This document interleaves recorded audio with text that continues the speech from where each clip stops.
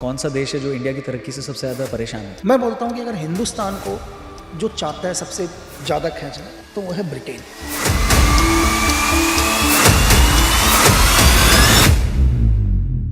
धुरंधर देखी आपने? धुरंधर देखी सर, कैसी लगी आपको? अच्छी है, बढ़िया है, एंटरटेन किया। उसमें जो स्पाई है, एजेंट है रणवीर सिंह, उनका कैरेक्टर आपको कितना क्लोज लगता है एक स्पाई के लाइफ से? बहुत सारे लोगों ने मुझसे क्वेश्चन पूछा कि यार कि पिक्चर्स क्या सही में ऐसा ही होता है स्पाई के अंदर? मैंने कहा नहीं।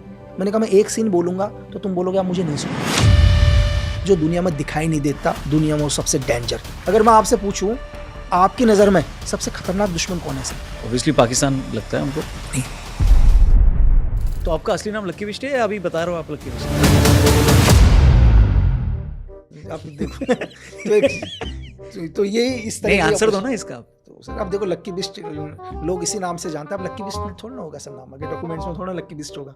नहीं है, बट डॉक्यूमेंट आपका अलग है ना, अलग नाम से है। अलग नाम से तो लक्की बिस्ट। तो अब यहाँ जब हम बात करें, यहाँ रखा है पर्स अंदर रखा आपने? नहीं पर्स तो है लेकिन भाई प्लीज जाओ, इनको मैं पकड़ाऊं। आप कोई वेपन रखते हो अभी?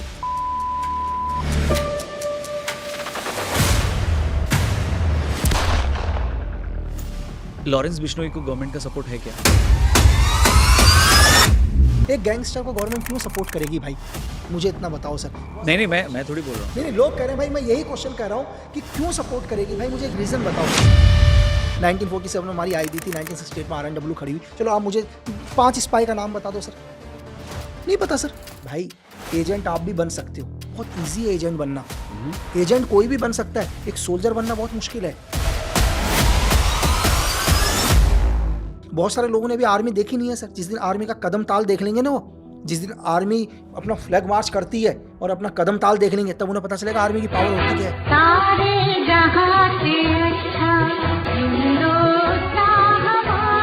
दाऊद पे क्या क्लैरिटी है? दाऊद जिंदा है, नहीं जिंदा सर है? ये तो देखो, ये तो सिर्फ पाकिस्तान की ISI जानती है दुनिया में, है ना, और पाकिस्तान आर्मी जानती है कि दाऊद जिंदा है या नहीं है। लेकिन कौन सी एजेंसी है जो मानवता के लिए ठीक नहीं है? पूरी दुनिया में वॉर कराना चाहती है। वो चाहती है पूरी दुनिया में उन्हीं का पावर हो, है ना, चाहे लाखों लोग मर जाएं उन्हें फर्क नहीं पड़ता। वो MI6 है सर। एक एजेंट के लिए हनी ट्रैप कितना बड़ा रिस्क है? MI6 का बहुत बड़ा रोल रहता है इसमें। अच्छा। हनी ट्रैप के लिए आप हमेशा सुनते हो कि CIA ने ये कर दिया, मोसाद ने ये कर दिया, ISI ने ये कर दिया। सर इंटेलिजेंस की दुनिया में जिसका नाम जितना पीछे होगा ना, वो उतना डेंजर होगा। ओके। एक एग्जांपल बता दूं, आपसे बड़ा आतंकवादी तो मैं कह रहा हूँ मौलाना मसूद अजहर भी नहीं है सर। ये बहुत कंट्रोवर्शियल बोल रहे हैं आप। सर कैसी बात कर रहे हो सर? नमस्ते एंड वेलकम दोस्तों, आप देख रहे हैं the Raunak podcast. Dhurandhar movie देखी होगी आप लोगों ने, लेकिन कभी सोचा आपने कि एक रियल लाइफ एजेंट की लाइफ होती कैसी है? जैसी फिल्म में दिखाते हैं वैसी है या सब कुछ अलग अलग होता है? इन सारे सवालों के जवाब आज के पॉडकास्ट में आपको मिल सकते हैं, क्योंकि जवाब देने के लिए हमारे साथ हैं इंडिया के सबसे चर्चित, विवादित और मिस्ट्री से भरे हुए कमांडो, एजेंट, स्नाइपर, एक ऐसे इंसान जिनका पास्ट एक क्लासिफाइड डॉक्यूमेंट है। So please welcome lucky Bisht. नमस्ते एंड वेलकम भैया, कैसे हैं आप? बहुत बढ़िया रौनक भाई, बहुत ही अच्छा। और क्या हो रहा है देश में आजकल? देश में बढ़िया चल रहा है सर। हमारे देश में तो ठीक ही है, बाकी तो हर जगह आप देख ही रहे हैं, दाएं बाएं ऊपर नीचे क्या सिचुएशन चल रही है इस टाइम पूरे दुनिया में। तो एक फॉर्मर एजेंट बोलूँ मैं आपको, क्या बोलूँ मैं? आप कुछ भी बोल सकते हैं, हिंदुस्तानी बोल सकते हैं, फॉर्मर एजेंट बोल सकते हैं सर, एक सोल्जर बोल सकते हैं, जो भी। तो इन सब के नाते आप क्या देखते हैं कि इंडिया के लिए अभी सबसे बड़ा रिस्क क्या है इंटेलिजेंस लेवल पे, और क्या हम उस रिस्क को टैकल करने में सक्षम हैं? सर देखो, रिस्क तो नहीं बोलेंगे, लेकिन ये है कि दुनिया की कोई भी देश, हम बात हिंदुस्तान की नहीं करेंगे, दुनिया का कोई भी देश सुपर पावर तभी बनता है सर जब वहाँ की पब्लिक साथ हो। नहीं तो आप दुनिया में कितने भी पावरफुल आर्मी लेके आ जाओ, कितने भी पावरफुल आप बोलोगे हमारे से अच्छा IQ लेवल, हमारे साइंटिस्ट से ऊपर कोई नहीं है, जब तक पब्लिक नहीं होगी ना सर, जब तक आम जनता उस अपने देश के साथ नहीं होगी, वो देश तरक्की नहीं कर सकता कभी भी, चाहे कुछ भी हो। तो पब्लिक को अपने देश के ऊपर फेथ करना पड़ेगा, अपनी सरकार पर भरोसा करना पड़ेगा, उस हर आदमी के ऊपर भरोसा करना पड़ेगा जो अपने देश के लिए योगदान देता है सर, तभी आपका देश सुपर पावर बन सकता है। और जीवन के अंदर एक चीज़ है, ये छोटे से मैं निचले स्तर से बताने की कोशिश करता हूँ। एक मोहल्ले के अंदर आपने देखा होगा कि कोई भी आदमी अगर आगे बढ़ता है तो 4 लोग होते हैं उसको पीछे खींचने वाले। ये दुनिया में हर समाज में है। तो अब आते हैं देश के ऊपर। दुनिया का कोई भी देश जब सुपर पावर बनता है ना सर, तो समझ लो मुश्किलें आएंगी उसके ऊपर। दुनिया के हर बड़े देश उसे नीचे गिराने की कोशिश करेंगे। आपके देश के अंदर क्रिटिसाइज भी होगा, आपके गवर्नमेंट के खिलाफ लोग प्रदर्शन भी करेंगे, तो समझ लो कि आप तरक्की कर रहे हो। अगर आपका देश खुद ही बर्बाद है तो कौन उसको दूसरे, मतलब वेस्ट हो या दुनिया की कोई भी एजेंसी हो, किसी को इंटरेस्ट तो होगा ही नहीं सर, क्योंकि वो तो पहले ही बर्बाद है। मतलब दूसरा देश तभी इंटरफेयर करेगा जब आप सुपर पावर की ओर हो आगे। तो इंडिया के लिए सबसे ज़्यादा, इंडिया की टांग कौन सबसे ज़्यादा खींच रहा है? कौन सा देश है जो इंडिया की तरक्की से सबसे ज़्यादा परेशान है? सर ये मेरा व्यक्तिगत है, हाँ। जो मुझे ग्राउंड रिसर्च लगता है। मैं बोलता हूँ कि अगर हिंदुस्तान को जो चाहता है सबसे ज़्यादा खींचना, तो वो है ब्रिटेन, MI6। ओके।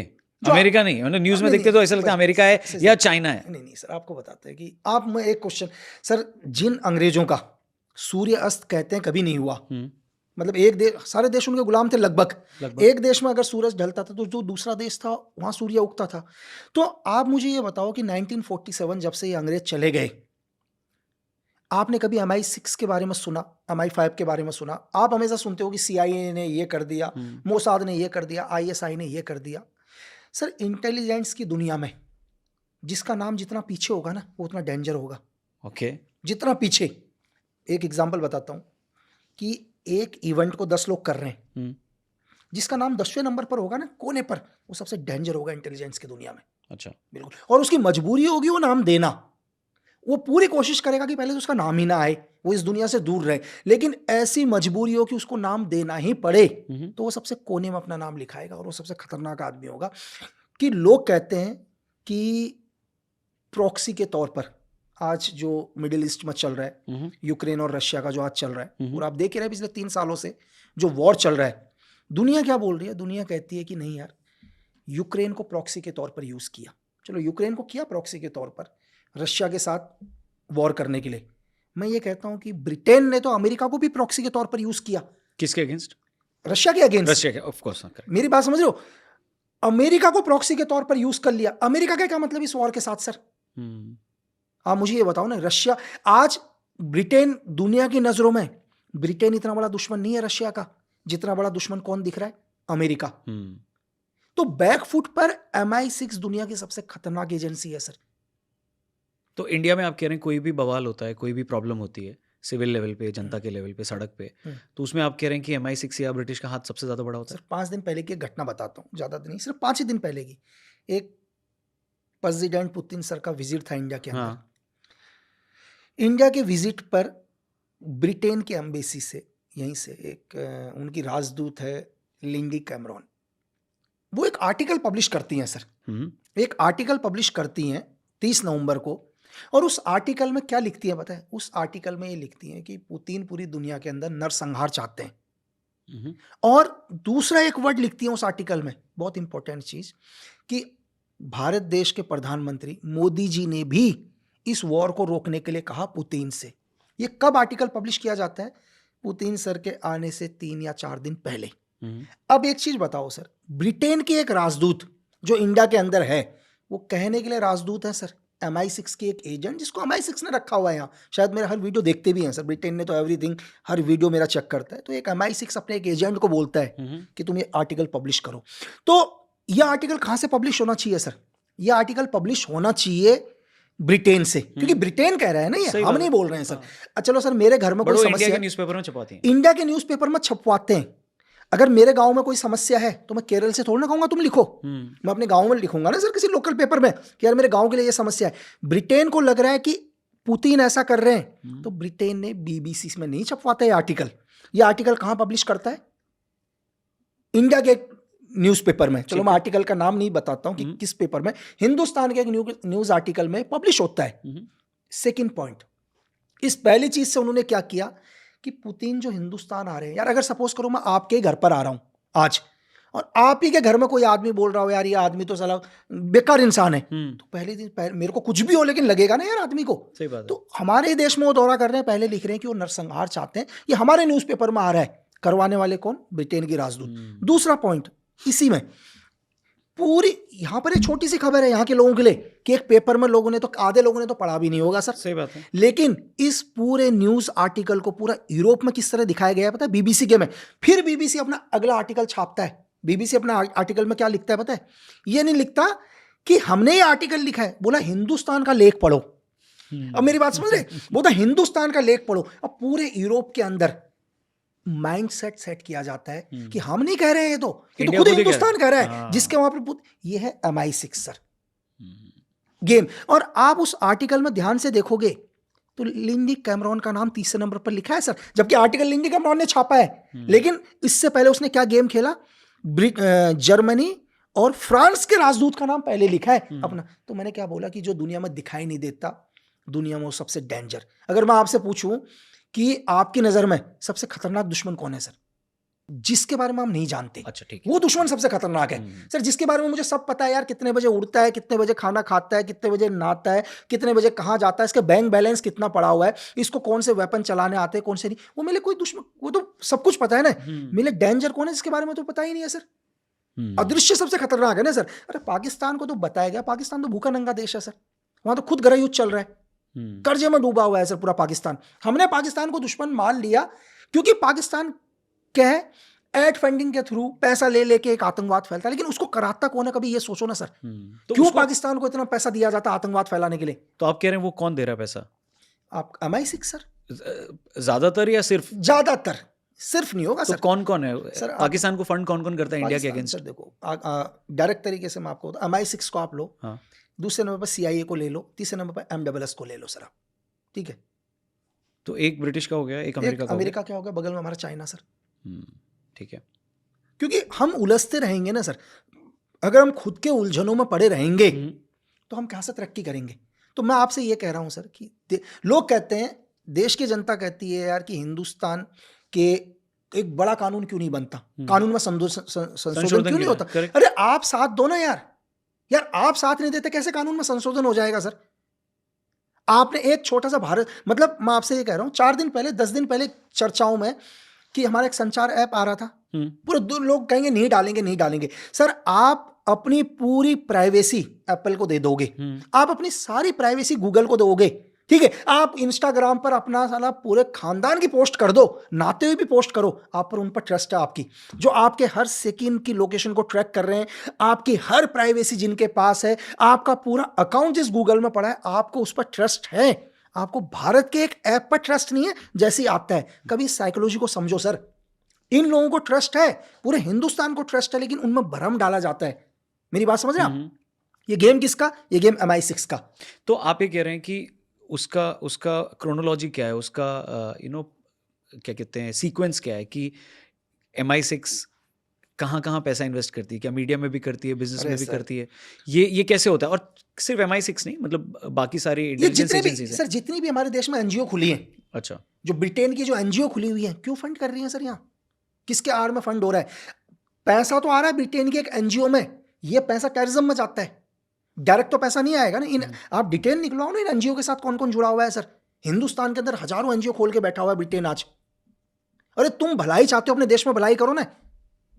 कितना $6 ट्रिलियन का कर्ज है इनके ऊपर सर। हिंदुस्तान की जनता कहती है ब्रिटेन बहुत अमीर है, भाई मैं आपको बताऊं 6 ट्रिलियन का कर्ज है इनके ऊपर। अमेरिका कहते हैं बहुत है, तो मैं आपको बताऊं 38.9 ट्रिलियन का कर्ज है इनके ऊपर। क्यों रशिया वॉर चल रहा है, कभी सोचने की कोशिश करिए? क्योंकि रशिया के ऊपर 1 ट्रिलियन का भी कर्जा नहीं है, $379 बिलियन का ही कर्जा है इनके ऊपर, $1 मिलियन का।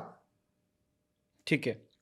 तो जो रशियन इंटेलिजेंस एजेंसी है वो इंडिया को सपोर्ट करती है या वो भी थोड़ा बहुत? सर देखो, इंटरनेशनल पॉलिटिक्स में मैं आपको एक चीज क्लियर कर दूं, यहाँ कोई परमानेंट दोस्त नहीं है, परमानेंट दुश्मन भी नहीं है, लेकिन रशिया के साथ हमारे रिलेशन अच्छे रहे हैं। अगर हम बात करें 1947 से लेकर आज तक, अगर चाहे हम MiG-21 पर डील कर रहे हैं, हमने MiG-21 लिए, रशिया ने हमें दिए सर। हमने वेपन्स अगर AK-47 से स्टार्ट किया, हमने रशिया से लिए, तो रशिया हमको दे तो रहा है, वेपन्स के साथ हमारी डील तो कर रहा है, तेल भी हम ले रहे हैं। लेकिन इसको किस तरह से दिखाया जाता है, अब इंटरनेशनल लोगों के अंदर कैसे दिखाया जाता है कि इंडिया का एक बिजनेसमैन बोलता है कि यार हम रशिया से तेल आधा कर देंगे। एक बिजनेसमैन ने बोला ना सर ये बात। यार आप कल कुछ भी कहते हो, आप बोलते हो रौनक भाई कि यार मैं अमेरिका का ये सामान नहीं खरीदूंगा, ये आपका व्यक्तिगत सुझाव है ना, इसको देश के साथ क्यों जोड़ा जा रहा है? लेकिन प्रोपेगेंडा क्या फैलाई जाती है पूरी दुनिया के अंदर कि हिंदुस्तान ने रशिया से आधा तेल लेने के लिए मना कर दिया। नहीं, आप आधी बात बता रहे हो। आप ये नहीं बोल रहे हो कि हिंदुस्तान के एक बिजनेसमैन ने लेने से मना कर दिया, क्योंकि उस बिजनेसमैन के ऊपर आप प्रेशर डाल रहे हो, क्योंकि उस बिजनेसमैन के आपके केस अमेरिका में चल रहे हैं। करेक्ट। इंडियन इंटेलिजेंस एजेंसी कैसे काम करती है उसके बारे में अगर जानने की कोशिश करें, और किस रीजन में सबसे ज़्यादा एक्टिव हैं, ये कितना आसान है पता लगाना या समझना?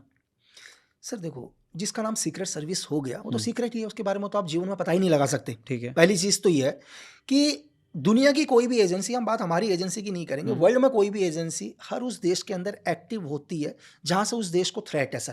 ठीक है। चाहे वो देश कोई भी ले लो, चाहे हम कितने पार्ट्स के अंदर, हम चाहे पाक गैक्स को दे रहे हो, मिडिल ईस्ट को देख रहे हो, हम लोग चाइना को देख रहे हो, अलग अलग गैक्स के ऊपर काम करती है और इस तरह से पूरी दुनिया को कवर किया जाता है सर। सेंसिटिव, जैसे पाक सेंसिटिव है, पाक क्यों सेंसिटिव है? कहते हैं कि जो आदमी खुद ही बर्बाद हो रहा हो, मरता मरता क्या नहीं करता। पाकिस्तान बर्बाद हो रहा है तो बर्बाद होती है वो हर हद तक करेगा सर। वो मतलब खुद बर्बाद हो रहा है, उसको पैसे की जरूरत है तो किसी भी एक्सट्रीम हद तक जाएगा। लेकिन मेन चीज हम सिर्फ क्या करते हैं, हम सिर्फ पॉइंट को छूने की कोशिश करते हैं। प्रॉब्लम जहां से, सर आपको डेली बुखार आ रहा है, आप क्या करोगे? डेली एक दवाई खा लोगे, लेकिन आप ये नहीं देखोगे यार बुखार मुझे आ क्यों रहा है। ठीक है ना? लेकिन प्रॉब्लम कहां से हो रही है? पाकिस्तान डेली आतंकवाद कर रहा है, धमाके कर रहा है, टेररिज्म को भेज रहा है, ये हमारे को पॉइंट नजर आ रहा है। बैक पॉइंट कौन है? कौन है जो इसे फंड दे रहा है इतना, और क्यों दे रहा है? दूसरी चीज दे क्यों रहा है? ये क्वेश्चन आना चाहिए लोगों में कि बहुत सारे लोग कहते हैं यार क्यों दे रहा है ब्रिटेन पैसा, क्यों अमेरिका पाकिस्तान को पैसा दे रहा है? जो अमेरिका किसी को 1 रुपए उधार ना दे, जो खुद आज 38.9 ट्रिलियन में कर्जे में डूबा हुआ है, वो क्यों उधार देगा पाकिस्तान को? ये वजह समझने की कोशिश करो। दुनिया की सबसे बड़ी एजेंसीज, बिजनेस एजेंसी, अगर आप मेरे से पूछो तो मैं बोलूंगा वेपन्स वो की जो इंडस्ट्री है वो दुनिया की सबसे बड़ी एजेंसी है सर। तो जितना अनरेस्ट रहेगा उतने हथियार बिकेंगे। सर आप एक छोटा सा पॉइंट लेके चलते हैं, ऑपरेशन सिंदूर हुआ जी, एग्जाम्पल के लिए बता रहा हूँ, चाहे MI6 हो, CI हो, उन्होंने क्या कर दिया, सपोज करो 10,000 करोड़ की फंड कर दिया ISI को, बोला एक काम करो, एक इंडिया के ऊपर एक क्या करो, अटैक करो बड़ा वाला। ISI ने उस 10,000 करोड़ में से क्या कर दिया, 500 करोड़ दे दिए मौलाना मसूद अजहर को कि एक काम कर, लड़के भेज। उस 500 करोड़ में से मौलाना मसूद अजहर ने 85 लाख रुपए खर्च कर दिए और भेज दिए 4-5 लोग। गेम समझ में आया? मतलब नीचे पर आदमी 50 लाख के अंदर यहां पर आके क्या कर दिया, टेररिज्म अटैक करके गया। इस टेररिज्म अटैक के कारण हिंदुस्तान ने क्या किया, रिएक्शन किया, एयर स्ट्राइक्स हुई। जैसी एयर स्ट्राइक हुई पूरा एशिया हिल गया सर। लोगों को लगा यार सेफ रहने के लिए तो भाई वेपन चाहिए, बड़े बड़े मिसाइल्स चाहिए, है ना सर, सब कुछ चाहिए ना, एयर सिस्टम चाहिए, अपना डिफेंस सिस्टम चाहिए। बड़ी बड़ी डील होना शुरू हुआ सर, यानी कि 1,000 करोड़ अगर MI6 या CIA ने दिए तो लाखों करोड़ों का बिजनेस हुआ है महीने भर के अंदर। पैसे से पैसा बनता है, पैसे से पैसा बनता है सर। दुनिया का, मैं हमेशा बोलता हूं सर कि आतंकवाद एक बहुत बड़ा बिजनेस है, बिजनेस है सर ये। धुरंधर देखी आपने? धुरंधर देखी सर। कैसी लगी आपको? अच्छी है, बढ़िया है, एंटरटेन किया। उसमें जो स्पाई हैं, उसमें जो एजेंट है रणवीर सिंह, उनका कैरेक्टर आपको कितना क्लोज लगता है एक स्पाई के लाइफ से? सर देखो, मुझे उसमें सबसे अच्छी चीज़ जो लगी पूरी मतलब पिक्चर को देखने पर, एक पॉइंट बहुत अच्छा लगा मुझे। क्या होता है जब भी हम LOC क्रॉस कर देते हैं ना सर, तो हमारे पास वो ताकत नहीं होती जो हमें अपने घर पर होती है। सही बात है। वहाँ पर एक पॉइंट है, एग्जाम्पल ले, क्या होता है कि हमें पता होता है यार ये चीज़ गलत हो रही है, हम वहाँ पर बहुत मजबूर होते हैं, कुछ नहीं कर पाते। इसका ये मतलब नहीं कि लोग कहते हैं यार तुमने वहाँ कुछ नहीं किया, नहीं, करने के लिए वहाँ कर सकते थे एग्जाम्पल के लिए। लेकिन होता क्या है, हम एक बहुत बड़े काम के लिए गए, हो सकता है कि वहाँ पर कोई एक्शन ले लें, हम 2 आदमी मार देंगे, 4 आदमी मार देंगे, लेकिन हम एक बहुत बड़े ऑपरेशन का हिस्सा हैं जो एक बहुत बड़ी चीज़ों को रोक रहे हैं। तो सिचुएशन आपने देखा कि वहाँ पर क्या होता है कि उसे पता है कि यार यही लड़के क्या कर रहे हैं, एक अटैक करने के लिए जा रहे हैं। हाँ। एक एग्जाम्पल है, गुस्सा है कि ये मेरे लोगों को ही मारेंगे, लेकिन अगर मैं वहाँ पर कोई एक्शन करता हूँ क्या होगा, 2-4 को मार दूंगा, वो 20 और भेजेंगे। करेक्ट। तो ये सिचुएशन एक इंपॉर्टेंट चीज दिखाई उन्हें, जो कई जगह पर नहीं दिखाई। जैसे पिक्चरों में तो और जगह होता ही है कि एक ही आदमी सब कुछ कर देता है, वहीं सब कुछ खत्म करके आ जाता है। आदमी जब एक स्पाई जाता है कहीं भी, तो ये सिचुएशन एक रियल टाइप का दिखाया। और दूसरा क्या है कि लोग स्पाई वर्ल्ड को अभी भी बहुत कम दिखा पाए।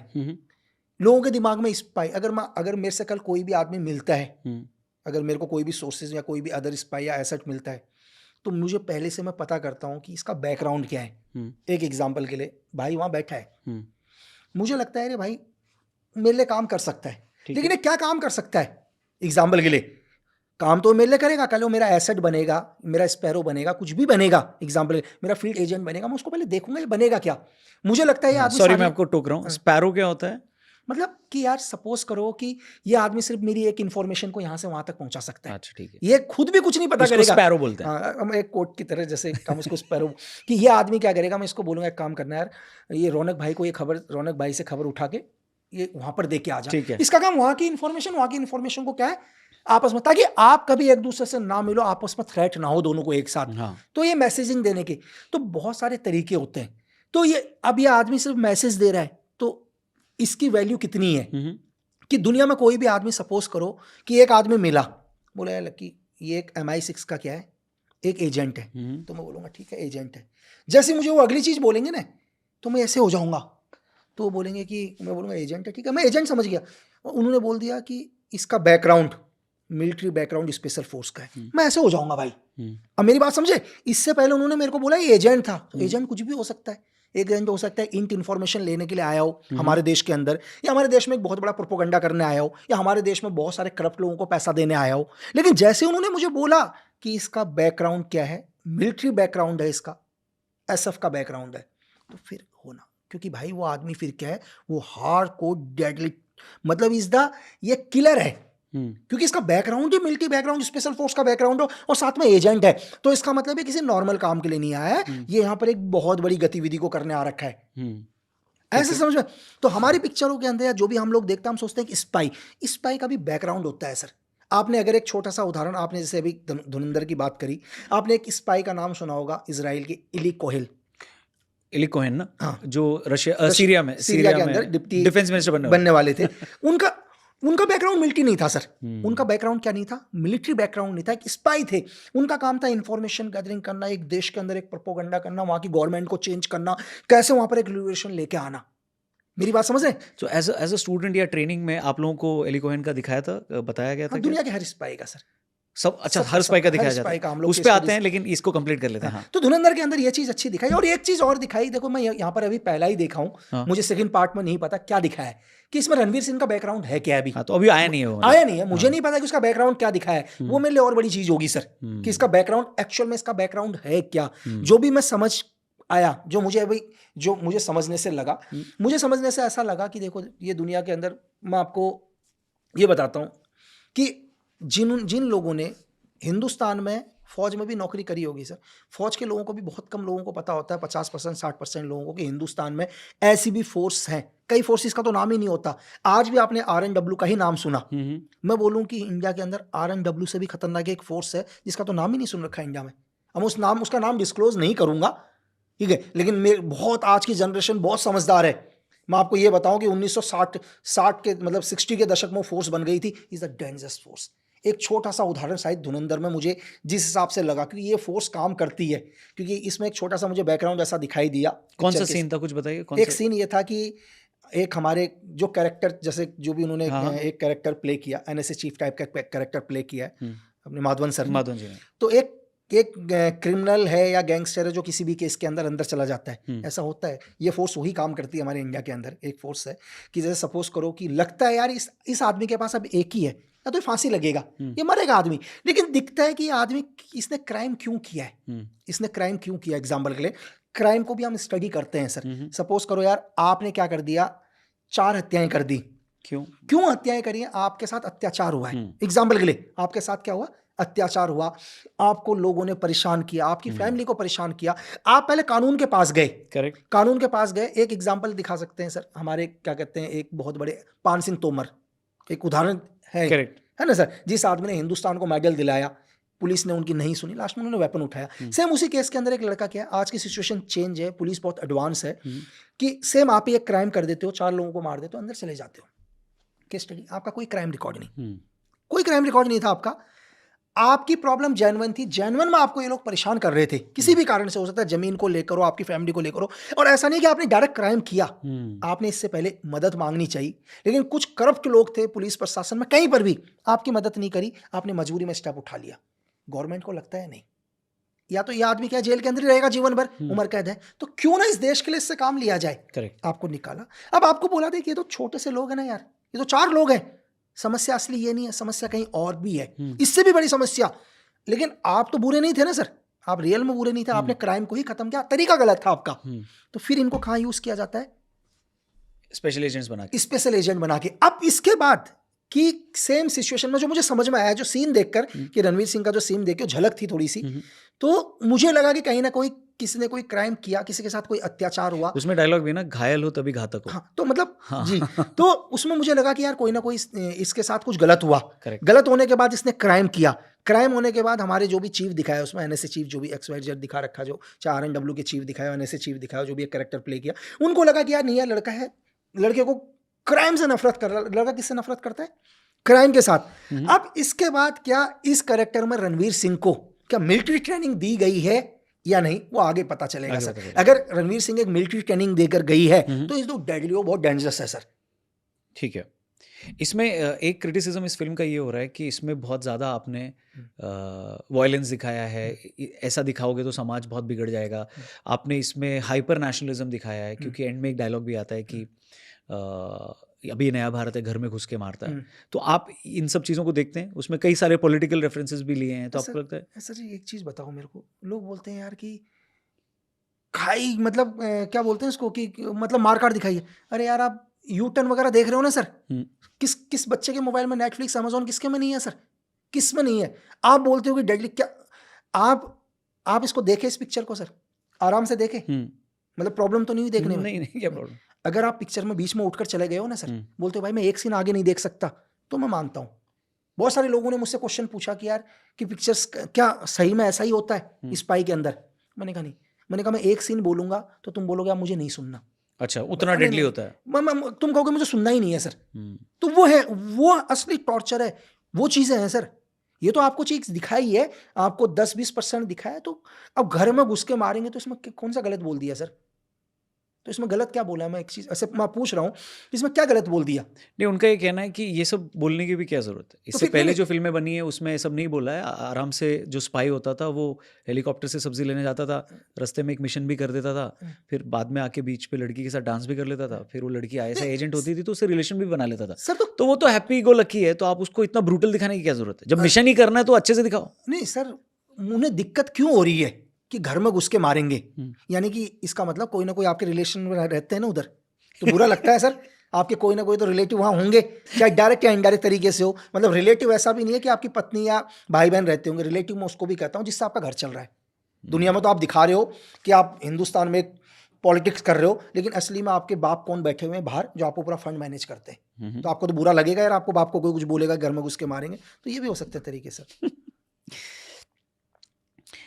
आपकी पर्सनल जर्नी पे आते हैं अभी। अरे सर हाँ, बिल्कुल sir. So as a sniper आपका पहला किलिंग कौन सा था? किलिंग बोल सकते हैं? सर किलिंग भी बोल सकते, किलिंग क्या बोल सकते हैं, या project बोले उसको? एक एलिमिनेट बोल सकते हैं, एक ऑपरेशंस बोल सकते हैं तो सर। पहला ऑपरेशन कौन सा था? सर डेट तो एग्जैक्ट तो नहीं पता होगा और कहाँ किया है वो भी नहीं बता पाऊंगा, लेकिन पहला मैं आपको बताता हूँ। साल कौन सा था? होगा 2006 के आसपास है सर, 2006 के आसपास।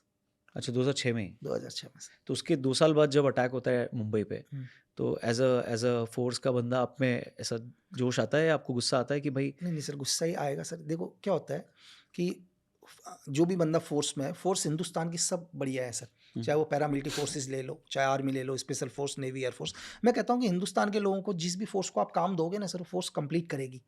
ऐसा नहीं है कि आप हमारी फोर्स को ही काम दोगे तो हमारी फोर्स ही बेस्ट करेगी। दुनिया में आप किसी भी फोर्स को काम दो, वो फोर्स अपना बेस्ट काम करके दिखाएगी सर। तो गुस्सा तो आएगा ही सर, कि गुस्सा क्यों नहीं आएगा? सपोज करो कि अगर अपनी रेजिमेंट के अंदर या मैं अपनी एजेंसी में रह रहा हूँ, तो उस टाइम क्या प्रोफाइल, क्या पोस्ट थी आपकी, क्या थे आप? सर आप एक कमांडो ही समझ सकते हैं, ठीक है। ना? तो कहीं मैं भी कहीं पोस्टिंग पर था, तो चीज़ें न्यूज़ सुनने को मिल जाती हैं सर। तो होता क्या है कि हम किसी के साथ 10 महीने रहते हैं, 10 महीने तो हम साथ में ही है ना सर। 2 महीने हम अपने घर जाते हैं, तो साल में 10 महीने तो घर तो हमारा वही हुआ। और होता क्या है कि कहीं ना कहीं आपको लग जाता है यार कि जो टीम गई है वो टीम कभी ना कभी मैंने इनके साथ ट्रेनिंग करी होगी, क्योंकि बहुत सारी कोर्सेज होते हैं हम लोगों के अंदर भी, कि ऐसा नहीं है कि लोगों के दिमाग में एक चीज़ आता है यार एक बंदा एजेंट बन गया तो एजेंट, ऐसा नहीं। हर बार अपग्रेड किया जाता है, जैसे आप मोबाइल के सॉफ्टवेयर अपग्रेड करते हैं, हर 6 महीने में एक अपग्रेड आ जाता है सॉफ्टवेयर का, वैसे एजेंट्स या दुनिया के किसी भी सोल्जर को अपग्रेड किया जाता है। कल सपोज करो कि दुनिया के अंदर कोई नई वेपन्स आएंगे, टेररिज्म का कोई नया तरीका आएगा, तो उसको कैसे खत्म किया जाएगा, वो भी हर बारी क्या होगा, अपग्रेड किया जाता है। ठीक है। तो एवरीथिंग। तो पहला प्रोजेक्ट आपका या पहला जो ऑपरेशन था वो 2006 में था? 6 में था, तो पहली बार था जीवन में ग्राउंड के ऊपर। हाँ। देखो ट्रेनिंग के अंदर तो बहुत कुछ होता है। तो ट्रेनिंग में तो सिचुएशन हम बताइए ना, मतलब एग्जैक्ट नहीं तो कुछ तो बताइए क्या हुआ था उसमें। सिचुएशंस क्या था सर, एक्चुअली क्या है कि लोकेशन नहीं बता पाऊंगा कौन सी लोकेशन में थे, क्योंकि फिर भी उसमें भी बहुत सारे क्वेश्चन उठ जाते हैं, वहाँ से उस देश से आना शुरू हो जाता है। अच्छा तो अच्छा, मतलब देश विदेश में था ये? हाँ, एक बाहर था। अच्छा। तो अफ्रीका के अंदर कौन सी जगह पर, ये भी डिस्क्लोज नहीं कर पाऊंगा। तो बहुत सारे वहाँ भी बहुत सारे ग्रुप्स हैं जिसके लिए यूएन वगैरह गई होती है। तो एक ऑर्गेनाइजेशन था जो प्रोपोगंडा कर रहा था और काम नहीं करने दे रहा था अपने तरीके से, क्योंकि एक पीस कीपिंग के लिए गए हैं, तो पीस कीपिंग का मतलब है पीस कर रहे हैं, लेकिन बार बार आप हमारे ही लोगों को टारगेट कर रहे हो। तो ये पता चल गया था कि जैसे हम लोग यहाँ बोलते हैं कि एरिया एक कमांडर होता है उनका, एक कमांडर फलानी लोकेशन पर आएगा, ठीक है, और यही इससे अच्छा तरीका, इससे अच्छा टारगेट नहीं है सॉफ्ट टारगेट जिसको हम एलिमिनेट कर सकें उससे। देख बहुत इनपुट मिला, तो और डिस्टेंस भी ज़्यादा दूर नहीं था, महज होगा मतलब 450 मीटर की दूरी पर था टारगेट। अच्छा। और जो आर्क ऑफ फायर था वो भी क्लियर था इतना, मतलब क्योंकि पोजीशन लेने का पूरा टाइम था हमारे पास। दो तरह के टारगेट होते हैं, एक टारगेट क्या होता है, हम अचानक जा रहे होते हैं और हमारा उसी टाइम क्या होता है, हम अम्बुश हो जाता है, उसके खिलाफ हम लोग काउंटर फायर करते हैं। लेकिन ये सिचुएशन चेंज है, इस पर मुझे लोकेशन पहले से पता है, मेरा टारगेट कहाँ पर आएगा वो भी मुझे पता है, तो इसको हम एक तरह से सॉफ्ट टारगेट भी लेते हैं, क्योंकि इस टाइम टारगेट को मुझे कैसे एलिमिनेट करना है। ठीक है। तो जब मैं पहली बार पोजीशन लेके बैठा, और हम लोग 2 होते हैं हमेशा, तो हम हमेशा एक ही चीज़ सीखा है। देखो एक स्नैपर का मोटो क्या है सर, वो मैं क्लियर करूं कि एक सोल्जर का मोटो होता है एक गोली एक दुश्मन, हाँ। एक स्नैपर का मोटो होता है एक गोली एक कमांडर। दुनिया की किसी भी आर्मी का मोटो है 1 बुलेट 1 एनिमी, बट स्नैपर का मोटो है 1 बुलेट 1 कमांडर 1 बुलेट 1 लीडर। एक स्नैपर आम लोगों को मारने के लिए नहीं बना सर, उसका काम है तुम लीडर को खत्म करो, वॉर खत्म। तो जिस जगह पर हम लोग वेट किया, तो वेट होने के बाद 4-5 घंटे जो भी हमारा टाइमिंग था, उस टाइमिंग के बाद वो लोग आए, गार्ड्स वगैरह उसके ऑलरेडी बैठे हुए थे, एक लकड़ी का चांद बना हुआ था बैठने का, उसके ऊपर वो बैठा। तो जबकि मुझे क्लियर मेरा टारगेट नज़र आ रहा है वहाँ पर, मैं चाहता तो हेड भी शॉट कर सकता था, लेकिन कहते हैं कि जब ग्राउंड पर हम लोग काम करते हैं तो पहली बार क्या होता है, धक धक होना शुरू हो जाता है सर, हार्ट बीट बढ़ना स्टार्ट। जैसे हर आदमी को पता होगा यार कि हमारे दिल की धड़कन को क्या है, कि सबको पता है कि 60 से लेकर या 65 से लेकर 100 बारी तक धड़कता है, ठीक है, और एक आम आदमी लगभग 12 से लेकर 20 बार तक स्वस्थ आदमी सांस लेता है। अब उस टाइम क्या हो गया, हार्ट बीट भी बढ़ना स्टार्ट हो गया, सांस भी बढ़ना स्टार्ट हो गया। सांस को मैं कंट्रोल कर सकता हूँ सर, सांस को मैं रोक लूंगा 1 मिनट तक तो मेरी सांस नहीं चलेगी। हार्ट बीट को कैसे कंट्रोल करूंगा सर, क्योंकि मुझे पता है कि हर सेकंड के अंदर, सपोज करो मेरी हार्ट बीट 60 से ऊपर जा रही है, 60 सेकंड से ऊपर मेरी हार्ट बीट चलना स्टार्ट हो गई, और जब मैंने ट्रिगर दबाया और उसी के साथ मेरी हार्ट बीट भी टक हुआ, तो अगर मेरी बुलेट जब बैरल से निकला, अगर वो 1 mm भी दाएं बाएं हो गई, 1 mm, यानी कि देखो 1 सेंटीमीटर 10 mm, यानी कि 1 mm दाएं या 1 mm बाएं गई है, अगर मेरा टारगेट 500 मीटर दूरी पर है, तो मेरा टारगेट से मेरी बुलेट 50 क्या कहते हैं, लगभग 10 से 15 मीटर दूर चली जाएगी सर। आप समझ रहे हैं, यहाँ तो 1 mm गया है, वहाँ 10 सेंटीमीटर 15 सेंटीमीटर दूर हो जाएगी। तो एक स्नैपर के लिए बहुत इंपॉर्टेंट थी कि जब भी आपका ट्रिगर प्रेस हो रहा हो, उस टाइम आपकी धड़कन ना चले सर, एक धड़कन से दूसरे धड़कन के बीच की गैप। तो is the long procedure training का। और यहाँ पर मुझे पता है कि हवा की स्पीड क्या है, 400 मीटर दूरी पर वो हवा की स्पीड नहीं होगी सर, हमारे को वहाँ की हवा की स्पीड को एनालाइज करना पड़ेगा वहाँ के पेड़ पत्तों को देखकर। ओके। क्योंकि यहाँ तो सपोज करो हवा की स्पीड चल रही है एग्जाम्पल के लिए 5 किलोमीटर प्रति घंटे, सामने चल रही है सर 12 किलोमीटर प्रति घंटे या 10 किलोमीटर प्रति घंटे 500 मीटर दूरी पर। तो ग्राउंड इस तरह से होता है कि हर 5 मीटर 10 मीटर में सिचुएशन चेंज होती है। तो ये बहुत एक स्नैपर के लिए बहुत इंपॉर्टेंट चीज़ें होती हैं। तो मैंने आपको बोला कि सेम सिचुएशन कि मैं चाहता तो हेड शूट कर सकता था, लेकिन मुझे लगा यार नहीं, साला कहीं निशाना ना चूक जाए। पहली बार ऐसा लगा, तो मैंने अपना हेड को चेंज किया, नीचे लाया, बहुत बड़ा शरीर है तो यहाँ पर, और स्नैपर का राउंड इतना पावरफुल है आजकल तो सर 0.5 GM यानी कि 12.7 mm की राउंड बन गए हैं। वो तो क्या करते हैं, बुलेट प्रूफ गाड़ी को भी पार कर देते हैं सर। अच्छा, इतना पावरफुल सर 0.50 mg, मतलब आपकी जो आर्मी की जो बुलेट प्रूफ जैकेट है उसको आगे से भी पार करेगा, पीछे से भी पार कर देगा सर।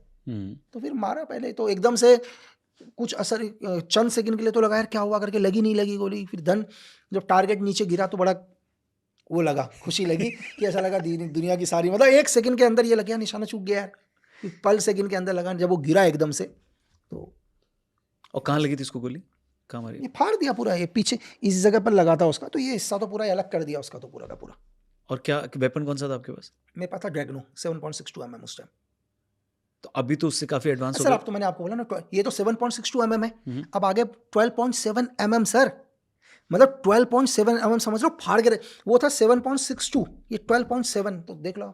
सो ये तो एक ऑफिशियली जो बंदा डेजिग्नेटेड है उसी को मिलता होगा ये वेपन, ये ऐसे ओपनली वेपन्स तो ये तो नहीं मिलते होंगे, या स्नाइपर वाले वेपन्स? सर ये तो इंडियन आर्मी जो होती है, हाँ। इंडियन आर्मी में हर सेशन के अंदर, सेक्शन जैसे प्लाटून सेशन के अंदर, हर सेशन के अंदर एक LMG होती है सर। और आपको मैं बताऊं, जहाँ तक आई थिंक हो सकता है ऊपर नीचे कुछ हो मेरे, एक बटालियन के अंदर आपको शायद, मुझे नहीं लगता कि 15-20 या 10-12 स्नैपर से ज़्यादा होंगी सर। ओके। तो तो वो आदमी खत्म, खत्म सर। टाटा गुड बाय गया। तो फिर आप फटाफट वहां से भागे या कैसे? ऐसे फिल्मों में दिखाता है, बैक पैक किया, गन वन निकाला, हाँ, रखा? हमारे पास सर इन्फिल्ट्रेशन और एक्सफिल्ट्रेशन का पूरा रूट होता है, जिस रूट से हम लोग जा रहे होते हैं। हाँ। इसका बहुत है, मैंने आपको क्या बोला, इसके लिए हम एक क्लासेस चलाएंगे तो शायद साल भर पूरा लग जाएगा। अच्छा। कि चीज़ें कि कैसे, मतलब आपको किस रास्ते से जाना है, कौन से रास्ते से नहीं जाना है। अगर यहाँ तक कि चींटियों ने भी अपनी लाइन तोड़ दी तो आपको पता है कि इस रास्ते से मुझे नहीं जाना, क्योंकि किसी न किसी जीव ने वहाँ पर हरकत करी है, तभी चींटियाँ, आप कभी जाते हो मतलब तो, इतना कीन ऑब्जर्वेशन होना अरे चाहिए। मतलब आपको मैं क्या, आप खाना फेंक दो वहाँ पर, एक स्नैपर बता देगा खाना 2 दिन पुराना है, 3 दिन पुराना है, 4 दिन पुराना है, 10 दिन पुराना है। आप पेड़ का पत्ता तोड़ो, एक स्नैपर बता देगा कि यहाँ से उस पेड़ के टूटे हुए पत्ते को देखकर बता देगा कि कितने कितने दिन पहले यहाँ से हरकत हुई है। पेड़ों से जो ओस गिरी है उस ओस को देखकर बता देगा। तो इस पूरा का पूरा सर।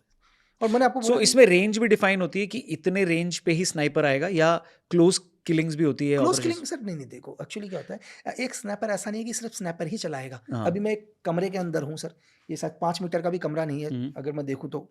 इसलिए अगर मेरे को कौन सा वेपन चाहिए, अगर आप मुझसे बोलोगे, मैं बोलूँगा मेरे लिए बेस्ट वेपन है सर पिस्टल, मुझे आप पिस्टल दो। मेरे लिए बेस्ट हथियार क्या है? पिस्टल है, क्योंकि मेरा टारगेट बहुत क्लोज है।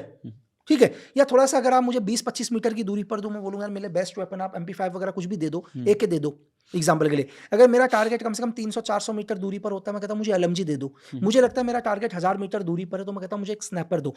सर आदमी के हिसाब से और दूरी के हिसाब से वेपन को चूज किया जाता है। वेपन के हिसाब से हम आदमी चूज नहीं कर सकते। ठीक है, हमेशा। ठीक है। और फिर जब ये आपने ऑपरेशन किया सक्सेसफुली, तो उसके बाद अपने घर वालों को बताया कि आज अरे नहीं सर, कैसे आज मैं ऑपरेशन पे गया था, बढ़िया हो गया? नहीं सर, घर वाले बोले अच्छा आप डॉक्टर बन गए, आप ऑपरेशन पे गए? नहीं, घर वालों को कौन बताएगा सर। तो घर वालों को ये आप सीक्रेट सर्विस में हैं या आप एक स्नाइपर हैं, ये आपने घर वालों को कब रिवील किया, या किया ही नहीं कभी? ऑफकोर्स सब तो पता होगा। हाँ, अब तो ये जब विद इन मेरे लाइफ के ऊपर बुक आ गई थी, हाँ। एस हुसैन जदी सर ने जब RNW हिटमैन, तभी पता चला उनको? उसके बाद पता चला। और उससे पहले आप कितने ऑपरेशंस कर चुके थे? सर ऑपरेशन तो देखो, मैं ये भी लोगों को क्लियर करूं, आप शायद आपके पॉडकास्ट के माध्यम से, भाई आप लोग क्वेश्चंस करते हैं यार कितने ऑपरेशन, तो मैं आपको बताऊं कि छोटा सा उदाहरण बताता हूं। इस देश का रूल क्या है, आर्मी का एक लॉ है कि आर्मी 3 साल तक CI ऑप्स में जाएगी और 3 साल तक पीस में आएगी। CI ऑप्स जहां पर काउंटर इंसर्जेंसी चल रहा हो, जहां पर आतंकवाद, जैसे नॉर्थ ईस्ट हो गया, JNK हो गया। ठीक है। जब 3 साल तक आर्मी CI के बाद जब वापस 3 साल आती है पीस में, जैसे मैं भी बैठा हुआ हूँ दिल्ली के अंदर, ये मेरे लिए पीस है। अब आपको बताऊं भाई, जब आर्मी 3 साल तक CI में जाती है तो एक दिन के अंदर मतलब साल में 365 दिन 6 घंटे होते हैं। आर्मी एक रात में 3-3 ऑपरेशन करती है। एक बंदा ऑपरेशन के लिए गया होगा, दूसरी पार्टी निकलेगी। अगर एक आदमी 6 महीने तक CI ऑप्स में बैठा हो तो मैं आपको बोलूं कि 6 महीने के अंदर हो सकता है उसने 180 ऑपरेशन में गया हो, हर रोज एक ऑपरेशन में। सक्सेस कितने होते हैं वो अलग चीज है। ऐसा नहीं है कि ये पिक्चर नहीं चल रही है कि आप गए और आप ऑपरेशन में सक्सेस ही हो गए। सही बात है ना सर? तो ऑपरेशन तो डेली होते आप हैं। कितने साल थे CI में?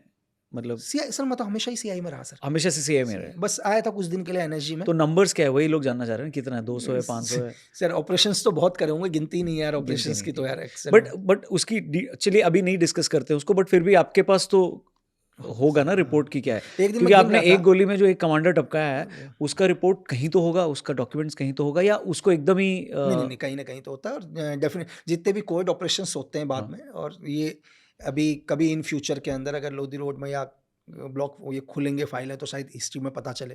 देखो CIA तो खोलता है, अगर हमारी भी एजेंसी कभी खोले तो कि किसने कौन सा ऑपरेशन किया है। कोड ऑनली, नाम नहीं सर, कोड होगा।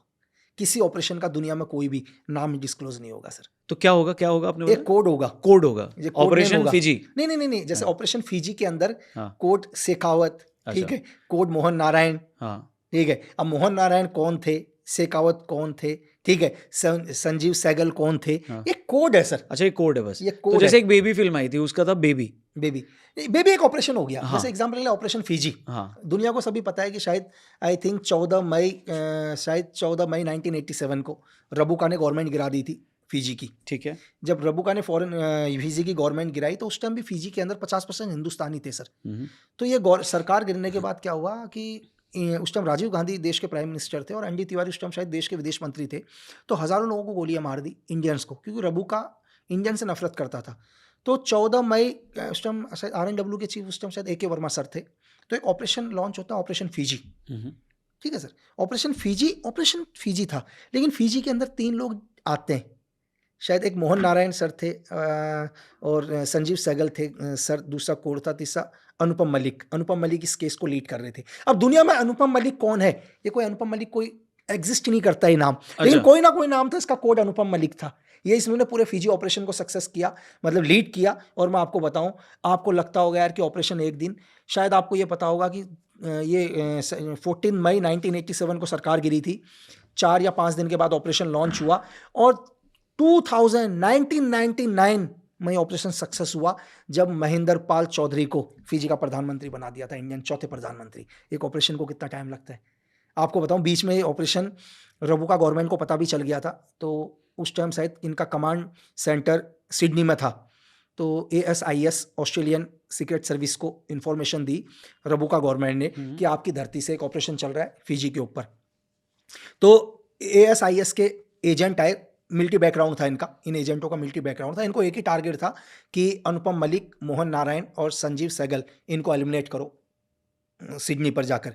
जब उन्होंने इंडियन एम्बेसी में पता किया, हर जगह पता किया, उनका तो नाम एक्चुअल में, मैंने आपको क्या बोला, कोड नेम है, कोई पर्सन, जैसे सपोज करो कि आज एग्जांपल के लिए मैं लक्की बिस्ट, अगर मैं लक्की बिस्ट दिल्ली में आया हूँ, तो लक्की बिस्ट दिल्ली में आया है ना सर, हो सकता है लक्की बिस्ट रोहित आहूजा हो, ठीक है, विनय पाल हो। अब आप बोलोगे अरे विनय पाल कौन है, क्या पता। तो आपका असली नाम लक्की बिस्ट है या अभी बता रहे हो आप लक्की बिस्ट? आप देखो तो ये इस तरह आंसर दो ना इसका। तो सर अब देखो लक्की बिस्ट लोग इसी नाम से जानते हैं। अब लक्की बिस्ट में थोड़ा ना होगा सर नाम, अगर डॉक्यूमेंट्स में थोड़ा लक्की बिस्ट होगा, नहीं है डॉक्यूमेंट्स में थोड़ा लक्की बिस्ट होगा सर नाम। आपका नाम लक्की बिस्ट नहीं है? नहीं, लक्की बिस्ट नहीं है नाम तो सर, तो सब लोगों का पता ही चल गया इंडिया को कि नहीं है लक्की बिस्ट। नहीं, एक मिनट, मतलब अच्छा, बट डॉक्यूमेंट आपका अलग है ना, अलग नाम से है? अलग नाम से है, तो लक्की बिस्ट। तो अब यहाँ जब हम बात करें, यहाँ रखा है पर्स, अंदर रखा आपने? नहीं, पर्स तो है, भाई प्लीज जाओ, इनको मैं पकड़ा हूँ। तो इज द नेम इज, ठीक है, समझ गया। सो जो स्नाइपर्स होते हैं उनकी रिक्रूटमेंट ट्रेनिंग के दौरान ही उनको आइडेंटिफाई कर लिया जाता है कि इसमें ये पोटेंशियल है कि ये स्नाइपर बन सकते हैं? हाँ बिल्कुल, आपकी फायरिंग के ऊपर पता चल जाएगा ना सर। ओके, एग्जाम्पल के लिए आर्मी के अंदर लोग जाते हैं। अब जो आपने सर्विसेज की टीम देखी होगी इंडिया की, भारत की सर्विसेज की टीम है ना सर, कई मेडल्स लेके आती है देश में। अब बच्चा थोड़ा जाते हैं कि मैं कहता है यार मैं बॉक्सर बनना है मुझे, या मैं एथलीट करना चाह रहा हूँ, तो देन ट्रेनिंग से उन लोगों को चुन लेते हैं, यार ये लड़का अच्छा दौड़ता है, यार एक काम करो इसको एथलीट में निकालो। जब हम लोग सुबह अर्ली मॉर्निंग रनिंग करते हैं तो देख लेते हैं हमारे PTI, यार इस लड़की की रनिंग अच्छी है, कंटिन्यू इसको वॉच करो, इसको रनिंग कराओ, उसको एथलीट के लिए डालो, उसको कंपनी के लिए खिलाओ, इसको बटालियन के लिए खिलाओ, बटालियन के बाद इसको हमारे क्या कहते हैं ब्रिगेड के लिए खिलाओ, ब्रिगेड के बाद डीव के लिए खेलेगा, बाद में सर्विसेज के लिए खेलेगा। तो सेम प्रोसीजर वही है कि अच्छा फायरर है एक लड़का, इज अ गुड फायरर, इसको फायरिंग कॉम्पिटिशन में पहले काम करो, कंपनी के लिए फायरिंग करेगा लड़का, कंपनी के बाद सेम चीज़ बटालियन के लिए करेगा, ब्रिगेड के लिए करेगा, हमारी डीव के लिए कॉम्पिटिशन फाइट करेगा, देन निकलेगा वो सर। अच्छा, धुरंधर की बात करते हैं, उसमें ये बोला गया कि ये कैप्टन मोहित शर्मा की लाइफ पर आधारित है। हाँ। फिर बाद में इसमें कंट्रोवर्सी भी, आपका एक पोस्ट भी आया, तो क्या उनकी लाइफ पे बेस्ड है? आपको देख के लगा? नहीं, लाइफ पर बेस्ड नहीं है सर, या इंस्पायर्ड बाय? नहीं, इंस्पायर भी नहीं कर सकते हैं सर। देखो major Mohit Sharma, I think शायद, sorry major Mohit Sharma sir, Ashok Chakra सेना मेडल, तो शायद 1999 में वो पास आउट हुआ IMA से। उसके बाद वो आई थिंक 6 मद्रास रेजिमेंट के अंदर गए। 6 मद्रास रेजिमेंट के बाद शायद 2001 के एग्जैक्ट डेट मुझे नहीं पता, उन्होंने फर्स्ट पैरा SF के अंदर गए। एक मिलिट्री बैकग्राउंड सर, एक आर्मी बैकग्राउंड, उसके बाद शायद वो ये हरकतुल जिहाद जो उस टाइम चल रहा था, या जो JNK के अंदर जो भी टेररिज्म ग्रुप थे, उनको इफ्तिकार भट्ट के नाम से भी वो एक आतंकवादी संगठन में भी घुस गए थे, लेकिन JNK के अंदर, नॉट पार नहीं, LOC के पार नहीं, ऐसा नहीं कि पाकिस्तान के अंदर। तो उन्होंने उनके कमांडर भी मारे, उन आतंकवादियों के साथ भी रहे, लेकिन कहाँ, इंडिया की टेरिटरी में, हिंदुस्तान के अंदर। Is the Covid operation. ये अगर आप वापस, और वो 2009 में एक ऑपरेशन में कुपवाड़ा के अंदर शहीद हुए, शहीद हुए। है ना सर। ये है। अगर आप धुरंधर को ले लेते हैं, धुरंधर में अगर मैं बात करूं रहमान डकैत की, तो रहमान डकैत 2009 के अंदर वहाँ की सीआईडी या स्पेशल टास्क फोर्स ने एक फेक एनकाउंटर में उसको मारा 2009 में। तो जो चौधरी असलम दिखाया है वही उसने ही मारा? चौधरी असलम को कोऑर्डिनेट कर दिया इसके साथ ही, ठीक है, कि चौधरी असलम को भी एक लेकर आए चीज़ें अगर, लेकिन ऐसा नहीं है कि उस टाइम जो मेनली चीज़ है सीआईडी इंक्लूड थी, उन्होंने मारा। ठीक है। तो इसका मतलब मेजर मोहित शर्मा के साथ, सर के साथ ये नहीं है। हाँ। दूसरी चीज़ हम आ जाते हैं कश्मीर इलियासी के ऊपर, मोहम्मद कश्मीर इलियासी। ये लड़का कब जन्म हुआ इसका, पैदा नहीं मतलब, ये कब नाम में आया, जब यूएसएसआर का वॉर चल रहा था, वहाँ से एक मुजाहिदीन तैयार हुआ, यूएसएसआर का वॉर जो कि ऑपरेशन साइक्लोन जो अमेरिका ने चलाया था, किसको, रेड आर्मी को पीछे फेंकने के लिए। ठीक है। इसको इस वॉर को एक्चुअल में ग्राउंड में कौन काम कर रहा था, ग्राउंड में काम कर रहा था आईएसआई। ऑपरेशन साइक्लोन चलाया, ऑपरेशन साइक्लोन सीआईए ने चलाया, लेकिन सीआईए खुद ग्राउंड पर नहीं आया। ग्राउंड पर किसको लेकर आया, आईएसआई को। आईएसआई ने दुनिया में पहली बार मुजाहिदीन तैयार करे, किसके लिए, रेड आर्मी के लिए, ताकि यूएसएसआर को बैकफुट फेंका जा सके। तो सेम चीज उन्हीं में से एक लड़का कौन था, कश्मीर इलियासी, मोहम्मद कश्मीर इलियासी। लेकिन धीरे धीरे इसने क्या हुआ, इसने हरकतुल जिहाद से हटकर अपनी 303 ब्रिगेड बना ली। 303 ब्रिगेड इसलिए नाम था उसका क्योंकि 303 लड़ाकू थे उस ब्रिगेड के अंदर। तो इसने वो बनाई और धीरे धीरे जैश के फरमान को भी नहीं मानता था, लेकिन फिर भी आईएसआई ने इसको प्रोटेक्ट किया। और जैसे इसने अलकायदा ज्वाइन करी, अलकायदा यानी कि अमेरिका का सबसे बड़ा दुश्मन, क्योंकि अलकायदा को अमेरिका 1990 से ही ट्रैक कर रहा था सीआईए। तो अमेरिका चाहता था इसको लेना, लेकिन सीआई अमेरिका से हमेशा कौन बचाता रहा इसको, आईएसआई बचाता रहा। लेकिन जब आईएसआई को ही इसने जीएचक्यू में भी हमला करवा दिया, इसने पाकिस्तान के जीएचक्यू में भी हमला करवाया, और इसने अगला टारगेट इसका आईएसआई हेडक्वार्टर इस्लामाबाद था कि मैं वो कराऊंगा। इसको कौन किसके कहने से कर रहा था ये डिस्क्लोज नहीं है, लेकिन अब आईएसआई को क्या लग गया कि यार नहीं साला, ये तो हमारा ही एक भस्मासुर हमारे खिलाफ ही हो गया। तब इसकी इंफॉर्मेशन इसने सीआईए को दी, और सीआईए ने इसको 2011 में, शायद आई थिंक 3 जून को था एग्जैक्ट डेट, 3 जून के आसपास, इसको एक ड्रोन हमले में मार दिया। तो इसको किसने मारा, इसको सीआईए ने मारा। अब आते हैं असलम चौधरी के ऊपर। एसपी असलम चौधरी ने जब तहरे तालिबान पाकिस्तान के खिलाफ ऑपरेशन करना स्टार्ट करे, टीपीटी शायद 2007 में खड़ा हुआ, सेम इंस्पायर अफगानिस्तान के तालिबान से। जब इसके लगातार ऑपरेशन चल रहे थे तहरे तालिबान के खिलाफ, तो 2014 में एक आईडी ब्लास्ट के अंदर मार दिया। तो कनेक्शन नहीं है ना सर कहीं भी, क्योंकि कनेक्शन तो है ही नहीं। ठीक है, is the major Mohit Sharma sir different operation में, तो कनेक्शन नहीं है। तो चीज़ें, इसलिए मैंने एक रील भी अगर डाली थी तो इन्हीं फैक्ट को लेकर डाली थी सर। ऐसा नहीं है कि अपना कोई पिक्चर से कोई व्यक्तिगत वो हो कि यार फैक्ट नहीं मिल रहे हैं, तो लोगों तक ये सही जानकारी जाना। सही बात, ठीक है, नहीं सही है। तो सीक्रेट सर्विस में आने का सबसे पहला क्राइटेरिया क्या होता है, कैसे जज किया जाता है कि इसको सीक्रेट सर्विस में इनको लिया जाएगा? सिक्योरिटी क्लियरेंस सर सबसे पहले। ओके, कि आपकी सिक्योरिटी क्लियरेंस होनी चाहिए पक्का। उसका बेंचमार्क क्या है? बेंचमार्क है सर, आज भी अगर मैं आपको चीज़ बताता हूँ, आप अभी हैं रौनक जी, मुझे कल लगता है, मेरे सीनियर्स को लगता है कि सर कि रौनक भाई ठीक है हमारे लिए काम कर सकता है।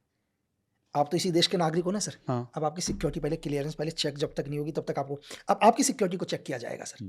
गवर्नमेंट आपकी सिक्योरिटी चेक करेगी पूरा का पूरा, एजेंसी आपकी सिक्योरिटी को चेक करेगी। जब आपकी फाइल के ऊपर लिख जाता है सिक्योरिटी चेक, तब सबसे पहली चीज। और क्या क्या चीजें चेक करते हैं उसमें? एवरीथिंग, सब कुछ सर, हर चीज। सबसे मतलब आपके ऊपर इस देश की जिम्मेदारी दी जा रही है। अब ये व्यक्तिगत बात नहीं रही, आपको व्यक्तिगत नुकसान होता है चलेगा सर, हजारों लोग इस देश के लिए जाते हैं ना सर, व्यक्तिगत नुकसान चलेगा, लेकिन देश को नुकसान नहीं होना चाहिए, क्योंकि आपके साथ एक बहुत बड़ी चैन जुड़ी हुई है। आप हो सकता है कि आप 10 लोगों को और जानते हो जिनके ऊपर देश की बहुत बड़ी जिम्मेदारी है, जो भी इस देश के लिए काम कर रहे हैं। कल आप ही बिक जाओ, आप व्यक्तिगत बिक जाओ, लेकिन आपके चक्कर में हमारे देश के 9 लोगों को और नुकसान होगा। उन 9 लोगों के साथ इस देश के बहुत बड़े ऑपरेशंस को दिक्कत हो जाएगी सर। तो सिक्योरिटी क्लियरेंस बहुत जरूरी है सर। और ज़रूरी नहीं है कि सीक्रेट सर्विस में फोर्सेस के ही या आर्मी। नहीं सर, ये लोगों की गलत फहमी है सर, कि बहुत सारे लोग बोलते हैं कि हो दुनिया आप में ये, और लोगों को क्लियर बोल दो, आजकल क्या है सर, विद इन 3-4 साल से ही चल रहा है कि एजेंट भाई, एजेंट आप भी बन सकते हो, बहुत ईजी है एजेंट बनना। एजेंट कोई भी बन सकता है, एक सोल्जर बनना बहुत मुश्किल है। दोनों में फर्क बताता हूं। अगर भारत सरकार ने एक रूल रख रखे हैं कि एक सोल्जर बनने के लिए उत्तराखंड का कोई बच्चा होगा, उसकी हाइट 165 होगी, बिहार या मतलब सॉरी दिल्ली का होगा 170 होगी, ये क्राइटेरिया है कि उत्तराखंड में पैदा हुए लड़के की हाइट कम है तो 165 में लेंगे इसको। लेकिन अगर आपकी हाइट 160 है तो दुनिया की कोई ताकत आपको एंटर नहीं करा सकती, क्योंकि लॉ है ना देश के लिए सोल्जर बनने के लिए। लेकिन एक एजेंट, अगर आपकी हाइट 4 फुट भी है और मुझे लगता है कि यार आप ब्रिलियंट हो, आपका IQ 140 से ऊपर है, आप एक एजेंट बन सकते हो यार भाई। तो लोगों को ये ज़्यादा क्लियर सर। परफेक्ट है, नहीं नहीं सही है। और ये कितना फ्रीक्वेंटली, ऑब्वियसली ऑफिशियली आप नहीं बता पाएंगे, बट फ्रीक्वेंटली कितना देखती रहती है गवर्नमेंट या एजेंसीज कि कितने एजेंट्स बनाने हैं, क्या करने हैं, ऐसे कोई इसका कोई बेंचमार्क होता है, नंबर्स होते हैं ऐसे कुछ, सर देखो या हर सेक्टर में बनाना है एजेंट? बना सर, मतलब आज के टाइम में क्या बताएं सर, मैं आपको इनडायरेक्ट तरीके से बताता हूँ। फॉर एग्जांपल कि आसान भाषाओं में, कि पाकिस्तान के अंदर बहुत सारे चैनल ऐसे हैं, या इंडिया के अंदर बहुत सारे ऐसे चैनल हैं जो क्या करते हैं, इंडिया के अगेंस्ट बात करते हैं। आप कुछ भी कर दो, वो बात अगेंस्ट ही करेंगे सर। मतलब वो सिर्फ कमी, वो आज अगर सपोज करो कि हमारे देश ने कोई लॉ लाया है, कोई बिल पास हुआ है, अब उनका काम है उसमें से चीजें ढूंढना, कमियां, उन कमियों को बताना। करेक्ट, कि यार ये तो नहीं होना चाहिए था। उदाहरण मीडिया चैनल्स की बात कर रहे हैं नहीं, किसी भी, अब मैं मीडिया की बात नहीं बताऊं मैं सर। हो सकता है एक लड़का है जो अपने वीडियो के माध्यम से भी बात बता रहा है, चलो एक वीडियो के माध्यम से भी बात बता रहा है, एग्जाम्पल के लिए उसके आए व्यूज बहुत ज्यादा, उसने क्या कर दिया कि उसने बोला यार कि अभी ये जो प्रेजेंट गवर्नमेंट ने जो बिल पास किया है, ये तो ये नहीं होना चाहिए, ये नहीं होना चाहिए, ये नहीं होना चाहिए, उस पर आ गए 2-4 मिलियन व्यूज। लड़का खुश। पहली चीज, जैसे खुश हुआ तो मेरे जैसे एक आदमी का फोन आता है, यार भाई यार क्या बोलते हो यार, आप आपकी वीडियो तो बहुत अच्छी है। बोले थैंक यू सर। तो यार ऐसी कंटेंट बनाओ यार, एक काम करो, अगर आपको किसी की हेल्प, मेरी तरफ से मैं आपकी क्या मदद कर सकता हूँ। आप पहली बार बोलोगे सर चीज़ें तो नहीं है। दूसरा भी वीडियो आपने डाला, मैंने कहा एक काम कर, तो मोबाइल से वीडियो बनाते हो ना, ये कर, एक कैमरा पकड़ मेरी तरफ से। मैंने उसको 10 लाख का एक कैमरा दिया। यार तुम्हारे वीडियो यार कितने लोग जागरूक हो रहे हैं, और मैं चाहता हूँ ये इन्फॉर्मेशन देश की जनता को लगना। उसको 10 लाख का एक कैमरा मिला, ठीक है। वो वीडियो उसने कहा यार मेरे तो वीडियो इतने अच्छे हैं, ये कैमरा वेस्ट की फंड से सर, मैं हूँ वेस्ट का एक आदमी बैठा हुआ, अब मुझे वो आदमी मिल गया जिसको लोग सुन रहे हैं, जो एंटी इंडिया बातें कर रहा है। एक तरह का ये भी एक एजेंट है, उसको खुद नहीं पता तो एजेंट बन चुका है। करेक्ट, उसको जीवन में नहीं पता चला कि वो एजेंट बन चुका है सर। मेरी बात समझ में आ रही है? और उसको बिल्कुल यार तेरी वीडियो, एक काम है तेरे को फैमिली ट्रिप है तेरी, ठीक है, एक फैमिली ट्रिप के साथ क्या है, तो यूके घूम करा, US घूम करा, 4 दिन 5 स्टार होटल, बढ़िया तरीके से सर। और वहां वो 4 लोगों के साथ जाएगा, वहां 4 एजेंट पहले से बैठे होंगे, वो अपनी अपनी ऑर्गेनाइजेशन बताएंगे, यार देखो हमारे यहाँ कितना अच्छा है, अच्छी अच्छी चीजें दिखाएंगे। कभी भी आपने पिक्चरों में देखा होगा सर, हमेशा अच्छी चीजें दिखाई देती है। सर अंग्रेज यहाँ पिक्चर आके दिखाते हैं तो सारी गरीबी दिखाते हैं। सही बात है। तो ये एक तरीका है सर कि आपको खुद नहीं पता चलेगा कि आप कब आप एक एजेंट बन चुके हो। अननोन गनमैन का बहुत डिस्कशन होता है। बिल्कुल सर। कि अज्ञात हत्यावर आया, हमलावर आया, अज्ञात हमलावर आया और उसने ये फलाना आदमी को पाकिस्तान में टपका दिया, और फिर पता चलता है कि पाकिस्तान में जिसको उसने मारा है उसका इन्वॉल्वमेंट IC 814 से भी था, जौहर मिस्त्री वगैरह जो ये। हाँ, तो ये जो अननोन गनमैन है, ये वहीं का आदमी है जो कि ऐसे ही जैसे आपने बोला वो इंडिया का एजेंट बन गया है, या वो इंडिया का आदमी है वहां जाके एजेंट बना है? इस पे क्या क्लैरिटी है? दो चीजें मैंने आपको स्टार्टिंग में बोला था कि 2 एजेंट इंडिया से जाते हैं। हाँ, देखो सर, ऑफिशियली जो जाएगा, जो ऑफिशियली जाएगा तो इसका मतलब वो फील्ड पर तो वर्क नहीं कर पाएगा। ऑफिशियली कैसे, ये दुनिया के, ये मैं नई चीज़ नहीं बता रहा हूँ। बहुत सारे लोग ये कह देंगे यार कि भाई आपने इन्फॉर्मेशन आउट दे दी, भाई ये बच्चे को पता है, ठीक है, आपको मैं इन्फॉर्मेशन दे भी दूंगा तो आप कुछ नहीं कर पाओगे, ठीक है। तो हर आदमी को पता है दुनिया में कि वर्ल्ड में जितनी भी एम्बेसी होती हैं, हर एम्बेसी में उनके क्या होते हैं, एजेंसी के लोग होते हैं। ये कोई नई बात नहीं है, ये सबको पता है। क्यों? क्योंकि किसी भी डिप्लोमेट का सामान चेक नहीं होता सर। कभी भी कोई डिप्लोमेट जाएगा, उसके कोई डॉक्यूमेंट्स आप चेक नहीं कर सकते, कुछ नहीं कर सकते आप किसी भी देश की। अभी मैं आपको ये बोलूं कि यार सपोज करो कि हमें ये पता चल जाता है कि हमारे देश में एक एम्बेसी है किसी देश की, और उस एम्बेसी के अंदर दुनिया भर के वेपन्स पड़े, हम कुछ नहीं कर सकते ना सर, क्योंकि किसी एम्बेसी के अंदर घुसना उस देश के खिलाफ वॉर है, इस द लॉ है ना। तो सबको पता है कि एम्बेसी में क्या होता है। तो अगर ऑफिशियली कोई एजेंट गया है तो फील्ड में तो काम नहीं कर पाएगा सर। वो सिर्फ क्या कर सकता है, वहां पर हैंडलिंग कर सकता है, हैंडलर कर सकता है, वहां की चीजों को मैनेज कर सकता है, वहां फंड देख सकता है, वहां नई रिक्रूटमेंट करवा सकता है। क्लियर है सर? राइट। तो ये फील्ड में काम नहीं कर पाएगा। दूसरा क्या है कि एक एजेंट अनऑफिशियली तरीके से जाता है। अनऑफिशियली अब वो डिप्लोमेट के तरीके से नहीं जाएगा। अनऑफिशियली जाने के बहुत सारे तरीके हैं, तो हम उस पर डिस्कस नहीं करेंगे। सपोज करो एक एजेंट चला गया अनऑफिशियली किसी भी देश के अंदर।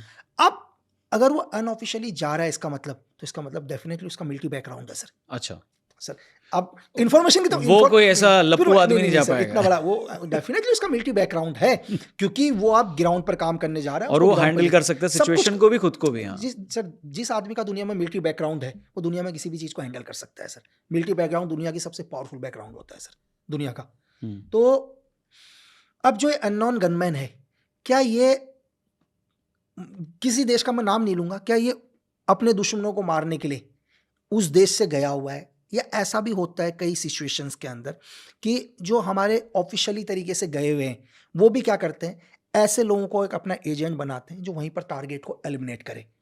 हमारे देश के अंदर जो भी सर, लोकल भी होगा, वहाँ का लोकल हो सकता है। अभी सपोज करो सर, हिंदुस्तान में बहुत सारी हत्याएं होती हैं सर, होती है ना बहुत सारी हत्याएं, तो जरूरी तो नहीं है कि हत्याएं कोई आर्मी या मिलिट्री या पुलिस ही कर रही है, लोकल बदमाश भी करता है ना सर।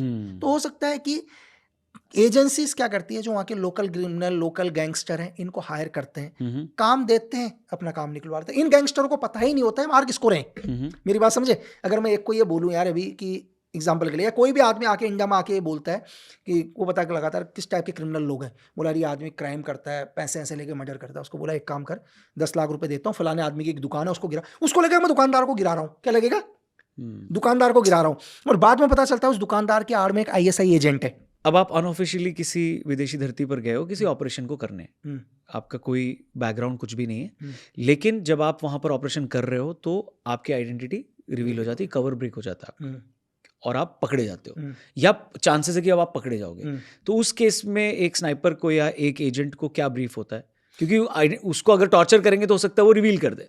सर दो है, अनऑफिशियली एक बंदा गया है, सपोज करो कि अगर मैं पहले पकड़ा नहीं गया तो इन्फिल्ट्रेट हमारे को वापस से निकलने के हमारे कई लोग होते हैं कि हम कैसे वापस निकलेंगे, मैसेज मिल जाता है आपको, मैसेज मिल जाता है हमारे पहले से। हम लोग अपना मतलब एग्जांपल के लिए अगर मैं यहाँ आया हूँ तो इस घर के अंदर घुसने के लिए मुझे पहले से यहाँ के एग्जिस्ट पता होने चाहिए, क्योंकि मुझे पता होना चाहिए कि यार इसके 3 एग्जिस्ट हैं, इन तीनों एग्जिस्ट में भी अगर यहाँ की लोकल एडमिनिस्ट्रेशन लग गई तो मैं चौथा कहाँ से निकलूंगा, फॉर एग्जाम्पल के लिए।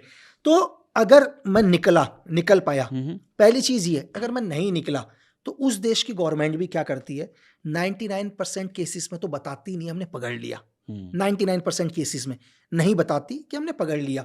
जीवन में जितना टॉर्चर की तो हद ही छोड़ दो सर, अगर 1% रिवील भी हो गया तो सारे जीवन भर आप जेल ही रहोगे। दूसरी चीज, शर्त भी है कि हमारी गवर्नमेंट भी मना करेगी, क्योंकि UN का रूल है सर, आप अपना जासूस किसी देश के पास नहीं भेज सकते। ये तो है अनऑफिशियली में सर। और आपके पास अगर कोई भी तरीका नहीं हो, अगर आपको ये भी लग गया कि नहीं यार अब तो चांस ही नहीं है बचने का, तो फिर शूट आउट कर दो सर अपने आप को। अच्छा, वो सबसे आसान तरीका है सर, कि आप नहीं निकल सकते, आपके पास कोई तरीका नहीं है, तो फिर सबसे अच्छा तरीका है शूट आउट, वो बेस्ट है। और ऑफिशियली के अंदर क्या है, अगर उस देश को पता भी चल जाता है तो उसमें कुछ नहीं होता, आपको विड्रॉल कर दिया जाता है, वो देश आपको अरेस्ट नहीं कर सकता सर। इंडिया के केस में कई सारे ऐसे हमारे नागरिक हैं जो पाकिस्तान की जेल में हैं, जिनको पाकिस्तान कहता है कि वो जासूस थे, उनकी फैमिलीज यहाँ पे स्ट्रगल कर रही है, वो एक लीगल या जियोपॉलिटिकल चैनल ओपन किया जा रहा है जिससे उनको वापस लाया जाए। तो उस केस में आपको क्या लगता है कि ये कैसे हैंडल होता है, वो सही में थे या नहीं थे, ये कब क्लियर होगा? सर देखो, कभी देश एक्सेप्ट नहीं करता, क्योंकि बेबी फिल्म में एक सीन है जहाँ पे डैनी साहब जाते हैं और विदेश मंत्री को बोलते हैं कि इस ऑपरेशन के लिए अक्षय कुमार जाएगा, लेकिन अगर ये पकड़ा गया तो हम इसको नहीं जानते। तो ये ऐसे ही होता है? ऐसे ही होता है सर, बिल्कुल यही होता है, ये हम सबके साथ होता है ना सर। आपको एक तो वो क्यों जाएगा, मतलब वो सिर्फ देश के लिए जा रहा है या सिर्फ देश के लिए? सर देश में क्या है, कुछ ही लोग हैं देश में जिनसे देश चलता है सर। आज मैं एक छोटा सा आपको उदाहरण बताऊं सर, मैं आपके यहाँ से आने से पहले 10 मिनट एक मॉल पर गया हूँ। मैंने मॉल पर क्या देखा, आज एक ओपनिंग हो रही थी मॉल पर, ये अपने आईफोन की ओपनिंग चल रही थी DLF पर, ठीक है। उनका गेम देखो सर, उन्होंने मीडिया बुला रखी है, लोगों की भीड़ इकट्ठा कर रखी है पूरी की पूरी, पूरे वीडियोस बना रहे हैं वो। दुनिया को पता है क्या दिखाएंगे कि हिंदुस्तान की पब्लिक कितनी मतलब पागल है आईफोन के लिए। लोग 3-3 घंटे से बाहर खड़े हैं सर, हमारा ही पैसा इस देश से बाहर लेके जा रहे हैं सर, हमारा ही पैसा देश से बाहर लेके जा रहे हैं। ये तो विदेश का गेम है ना सर।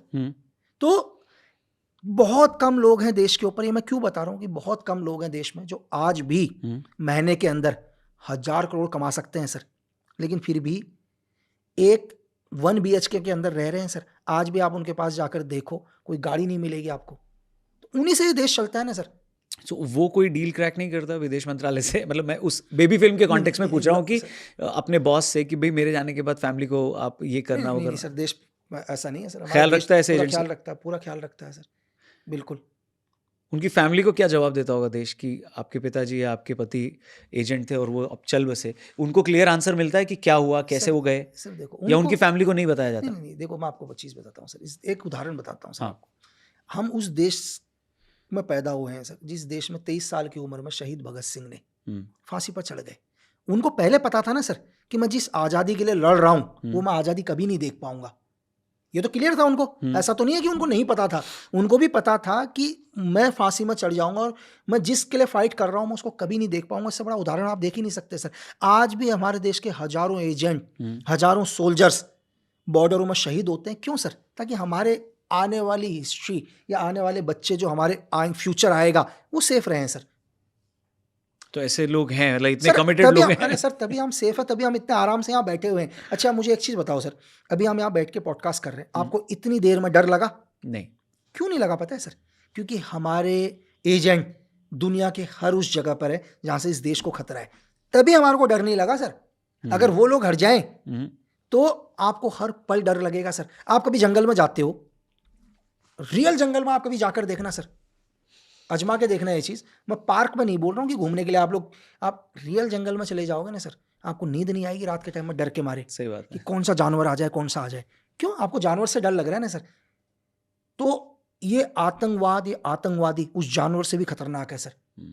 वहां पर आपको भरोसा नहीं है कि मेरी सिक्योरिटी कौन कर रहा है। कभी आप पूरी रात भर उस जंगल में सो नहीं पाते। यहां आपको पता है कि हम सेफ हैं, लेकिन आपको ये नहीं पता कि हमारे लिए लोग हैं, क्योंकि आपने देखा ही नहीं ना सिचुएशन। और उन एजेंट्स को इससे फर्क भी नहीं पड़ता कि उनको क्रेडिट जाता है। सर उन्हें कोई फर्क नहीं पड़ता दुनिया में सर, कोई फर्क नहीं। आप मुझे चलो आज 1947 में हम लोग आज़ाद हुए, ठीक है सर। 1947 में हमारी आईबी थी, 1968 में RNW खड़ी हुई। चलो आप मुझे 5 स्पाई का नाम बता दो सर। नहीं पता सर। क्या इस देश में सेक्रीफाइस नहीं किया होगा, बलिदान नहीं दिया होगा? लेकिन आप गिनती में मुझे 5 स्पाई का नाम नहीं बता सकते सर 147 करोड़ की जनसंख्या में। और हजारों लोग बैठे हुए हैं यूट्यूब के अंदर, ट्विटर के अंदर ज्ञानी सर। कैसे उनको भी मैं एक चीज बता दूं भाई, एक छोटा सा एक और बताता हूं आपको कि ISI का रिक्रूटमेंट करने का तरीका कैसे है, कैसे ब्लास्ट हुए दिल्ली के अंदर, ये भी सुन लो। लोग कह रहे हो ना कि डॉक्टर को कैसे ब्रेन वॉश कर दिया, कि भाई ऐसा नहीं था कि डॉक्टर ISI हेडक्वार्टर गया था, ISI डॉक्टर तक कैसे पहुंच गई। क्योंकि बहुत सारे इस देश में लोग हैं जो इस वीडियो के ऊपर क्या करेंगे पता है? इस वीडियो पर क्या करेंगे? वो करेंगे अरे फालतू बकवास है, हिंदुस्तान की कोई सिक्योरिटी नहीं है, देश कुछ नहीं कर रहा है ना, देश में करप्शन हो रहा है। ISI का एक विंग बैठा हुआ है, CIA का एक विंग बैठा हुआ है, MI6 का विंग बैठा हुआ है आपके ट्विटर्स, आपके इन कमेंट्स को पढ़ने में। एक कमेंट्स को पढ़ते हैं वो जो कहता है कि नहीं साला ये देश बर्बाद है, इसको ये होना चाहिए। कहते हैं इसको एनालाइज करो। उसी लड़के के 25-30 कमेंट पढ़ना शुरू करते हैं हर जगह से। वो 25-30 कमेंट में साला देश की बुराई कर रहा है। आप कहते हैं इसको एनालाइज करो 6-7 महीने तक। पूरे विंग उसको एनालाइज करना शुरू करेंगे, उसकी हर चीज पर एनालाइज करेगी, उसके हर कमेंट, हर प्रोफाइल पर। कहेंगे यार ये आदमी तो साला भस्मासुर है हिंदुस्तान के अंदर, बस हमारी जरूरत है इसको। फिर वो लोग यहाँ पहुंचते हैं सर, फिर वो कांटेक्ट करते हैं। आपका एक छोटा सा ट्वीट कैसे इस देश के अंदर कैसे एक आतंकवाद को जन्म देता है, आप सोच नहीं सकते सर। अक्सर ये कहा जाता है कि भारत के जो दुश्मन हैं कुछ, और जो पाकिस्तान के अंदर हैं, उनको जानबूझ के रखा गया है, चाहते तो कभी भी मार सकते थे। तो क्या ऐसा है कि कभी भी मार सकते हैं और अभी नहीं मारा गया है, ऐसा कोई? ये मतलब कौन मार सकते हैं? हम मार सकते हैं या कौन मार? मतलब इंडियन एजेंट्स इतने सक्रिय हैं, एक्टिव हैं, हमारे अननोन गनमैन हैं। तो सर आप मुझे एक चीज़ बताओ, ये जो लोग बात करते हैं, अगर हर रोज ही मार देते, जब चाहे जब मार देते, तो क्यों इंडिया के अंदर ब्लास्ट हो रहे हैं सर? क्यों जैसे मोहम्मद धमाके करवा रहा है सर? क्यों मौलाना मसूद अजहर धमाके करा रहा है? ये तो पिक्चरों के डायलॉग अच्छे लगते हैं सर। लोग कह रहे हैं कि जिस दिन चाहे उस दिन हम मार लेंगे सर। इनको बोलो जाके देखो ना यार उसको, ये बात जाके देखो तो सही। अब मैं आपको बताता हूँ, जब भागलपुर के अंदर जब वो नमाज पढ़ता है, पहले जाके तो देखो ना, मौलाना मसूद अजहर का नमाज जाके देखना। उस नमाज जब पढ़ रहा होगा उसमें, तो उसमें किन लोगों की एंट्री है, ISI का घेरा कितना है, सर एक आर्मी लगी है सर। आप आर्मी को क्या समझ रहे हैं यार? लोगों को क्या लगता है आर्मी क्या है? जिस दिन बहुत सारे लोगों ने भी आर्मी देखी नहीं है सर। जिस दिन आर्मी का कदम ताल देख लेंगे ना, वो जिस दिन आर्मी अपना फ्लैग मार्च करती है और अपना कदम ताल देख लेंगे, तब उन्हें पता चलेगा आर्मी की पावर होती क्या है। इतना आसान नहीं होता। अगर इतना आसान होता तो खत्म कर देते ना सारे आतंकवादियों को सर। दाऊद पे क्या क्लैरिटी है? दाऊद जिंदा है, नहीं जिंदा है? सर ये तो देखो, ये तो सिर्फ पाकिस्तान की ISI जानती है दुनिया में, है ना, और पाकिस्तान आर्मी जानती है कि दाऊद जिंदा है या नहीं है। तो आपको लगता है मरने के बाद नहीं, मरने के बाद भी सर दाऊद को कभी एक्सेप्ट ही नहीं करेगी ना पाकिस्तान के अंदर दाऊद मर चुका है, क्योंकि पाकिस्तान ने तो हमेशा डिले किया ना कि दाऊद है भी नहीं यहाँ पे। है भी नहीं, तो कैसे कह देंगे वो लोग कि पाकिस्तान में दाऊद पाकिस्तान में मरा हुआ है करके। लियारी जो दिखाया गया है फिल्म में धुरंधर में, उस रीजन के बारे में आपको पता है, जानते हैं आप? तो उसमें ये दिखाया गया है, जो 2 इम्पॉर्टेंट चीज़ें दिखाई हैं कि वहाँ के जो लोकल गैंगस्टर्स थे उनसे आर्म्स एंड एमिनेशन लिया गया और 26/11 का अटैक प्लान किया गया, एक लिंक वो जोड़ा गया। दूसरा जो फेक करेंसी है उसको भी जो बंदा चैनलाइज कर रहा था और इंडियन इकोनॉमी को गिराने की कोशिश कर रहा था, एक तरीके से डिस्टर्ब करने की कोशिश कर रहा था, वो भी वहीं पे था।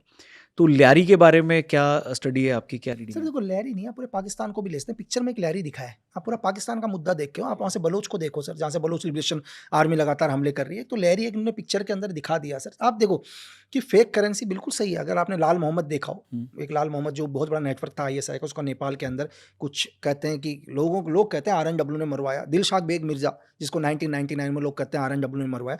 तो लहरी सर जो कराची के अंदर आप दक्षिण में चले जाओगे, एक जगह है जहाँ पर बहुत सारे अलग अलग जातियों के लोग हैं। एक गैंगस्टर, आपने चाहे उसमें रहमान डकैत देखा हो, और भी बहुत सारे गैंगस्टर। रहमान डकैत एक नॉर्मल तरीके से शायद 15 साल की उम्र में इसको किसी के पहले छोटे मोटे वो करता था, लोगों के साथ फ्रॉड वगैरह करता था। फ्रॉड करने के बाद एक आदमी को लगा यार कि नहीं यार ये लड़का काम का, अपने साथ रख लिया। रखने के बाद बड़ी बड़ी फिरौतियाँ ली, एक फिरौती में उसे लगा कि यार इससे ज़्यादा फिरौती है करके, और रहमान डकैत ने इस फिरौती के अंदर क्या किया, थोड़ा सा हमसे झूठ बोला। तो उस दिन से रहमान डकैत अपने ही जिनके लिए वो काम करता था उनसे थोड़ा अलग हो गया और अपना एक खुद का गैंग बना लिया, एक गैंगस्टर लेवल का। अब रही ISI की बात सर, देखो पिक्चर के अंदर मुझे नहीं पता, अगर पिक्चर में ये दिखाने की कोशिश करिए कि वेपन्स, रीज़न क्या है कि सही फैक्ट के अंदर, अगर हम रियल फैक्ट पर आते हैं, आप मुझसे बोलो उन्होंने वेपन क्यों लिए। चलो पिक्चर के अंदर दिखाया उन्होंने क्यों वेपन लिए, लोकल गैंगस्टर से मिलकर बलोच वालों से क्यों वेपन लिए सर। एक एग्जांपल, लोगों को क्या समझाने की कोशिश करिए पिक्चर में यही समझाने की कि कोशिश ISI डायरेक्टली नहीं पड़ता है नहीं वो। नहीं नहीं नहीं सर, हाँ। नहीं ISI डायरेक्ट नहीं सर। एग्जांपल के लिए कि ये वेपन जब हिंदुस्तान में पकड़े जाएं, इनका सीरियल नंबर, हाँ दुनिया की कोई भी ऑर्डिनेंस फैक्ट्री वेपन बनाती है, कहीं से करेक्ट भी आती है, करेक्ट, वो है ताकि उसमें। हाँ ये सीरियल नंबर इंडियन गवर्नमेंट को जब भी पता चले तो ये नाम कहीं और का है। क्योंकि अगर सपोज करो कि उन्होंने जिससे भी वो वेपन लिए पिक्चर के अंदर, मैं बात पिक्चर की कर रहा हूँ, मुझे पिक्चर में ग्रुप भी नहीं दिखाया कि उन्होंने बलोच लिबरेशन आर्मी से लिए, तहरे तालिबान से लिए, ठीक है सर, किससे लिए मुझे नहीं पता पिक्चर में, लेकिन इसका मतलब वो जो ग्रुप था वो एंटी पाकिस्तान था, जिसमें इन्होंने जिस ग्रुप से वेपन लिए वो ISI के खिलाफ था खुद ही। तो ISI ने क्या किया, पिक्चर में उसी वेपन से उनसे वेपन ले लिए, उनसे क्या ले लिए, वेपन ले लिए, और उन वेपनों का यूज इंडिया में किया ताकि इंडिया क्या करे, दूसरे के ऊपर नाम डाले। अब मैं आपको, चलो सर पिक्चर है लेकिन पिक्चर में एंटरटेन अच्छा है, ठीक है, आपने अच्छी चीज दिखाई, एक अच्छी, मैं आपको और एडवांस दिखाता हूँ सर। ISI को दुनिया में किसी को भी, CIA को किसी को भी वेपन चाहिए होगा ना सर, बिना सीरियल नंबर के भी वेपन आ जाएंगे, आप समझ सकते हैं। अगर इजराइल से मुझे वेपन चाहिए जी, तो जब वेपन बन रहे होंगे इजराइल में, तभी हम ये बोल देंगे कि इन वेपन नंबरों में सीरियल नहीं होंगे, ठीक है सर। तो इजराइल गवर्नमेंट मुझसे पूछेगी कि लक्की बिस्ट ये वेपन तुम कहाँ के लिए ले रहे हो, कहीं ऐसा, मतलब वो पहले क्लियर करेंगे कि इन वेपनों का यूज कहाँ होगा। जब इजराइल को यह भरोसा हो जाएगा कि इन वेपनों का यूज कभी फ्यूचर में इजराइल के लिए नहीं होगा या उन लोगों के लिए नहीं होगा जो इजराइल के सपोर्ट में है, तो इजराइल हमारे को वेपन दे देगा और उसमें सीरियल नंबर भी नहीं होंगे सर। तो ऐसा नहीं है सर, जो ISI, आप मुझे बताओ, जो ISI ने पूरी की पूरी मुजाहिदीन तैयार करे, जिन्होंने दुनिया में सबसे बड़ी आर्मी, रेड आर्मी को बैकफुट में फेंकवा दिया, क्या उस ISI को वेपन नहीं मिल सकते सर? जिस ISI को पूरा US का सपोर्ट है, जिस ISI को पूरा ब्रिटेन MI6 का सपोर्ट है, जिस ISI को MI6 का सपोर्ट है, क्या उस ISI को वेपन नहीं मिलेंगे सर? करेक्ट। तो जो पिक्चर है वो चीज अलग है सर, पिक्चर में वो दिखाया, चलो अच्छा है। एक एजेंट के लिए हनी ट्रैप कितना बड़ा रिस्क है? हनी ट्रैप दुनिया के अंदर हम स्टार्टिंग करें तो सर MI6 का बहुत बड़ा रोल रहता है इसमें, हनी ट्रैप के लिए। मैं आपको ये बोलूं, British agents sir, British MI6, अगर आपने जेफरी एफस्टीन का नाम सुना होगा सर, जस्ट सुना भाई सर, भूचाल आ गया था पूरी दुनिया में।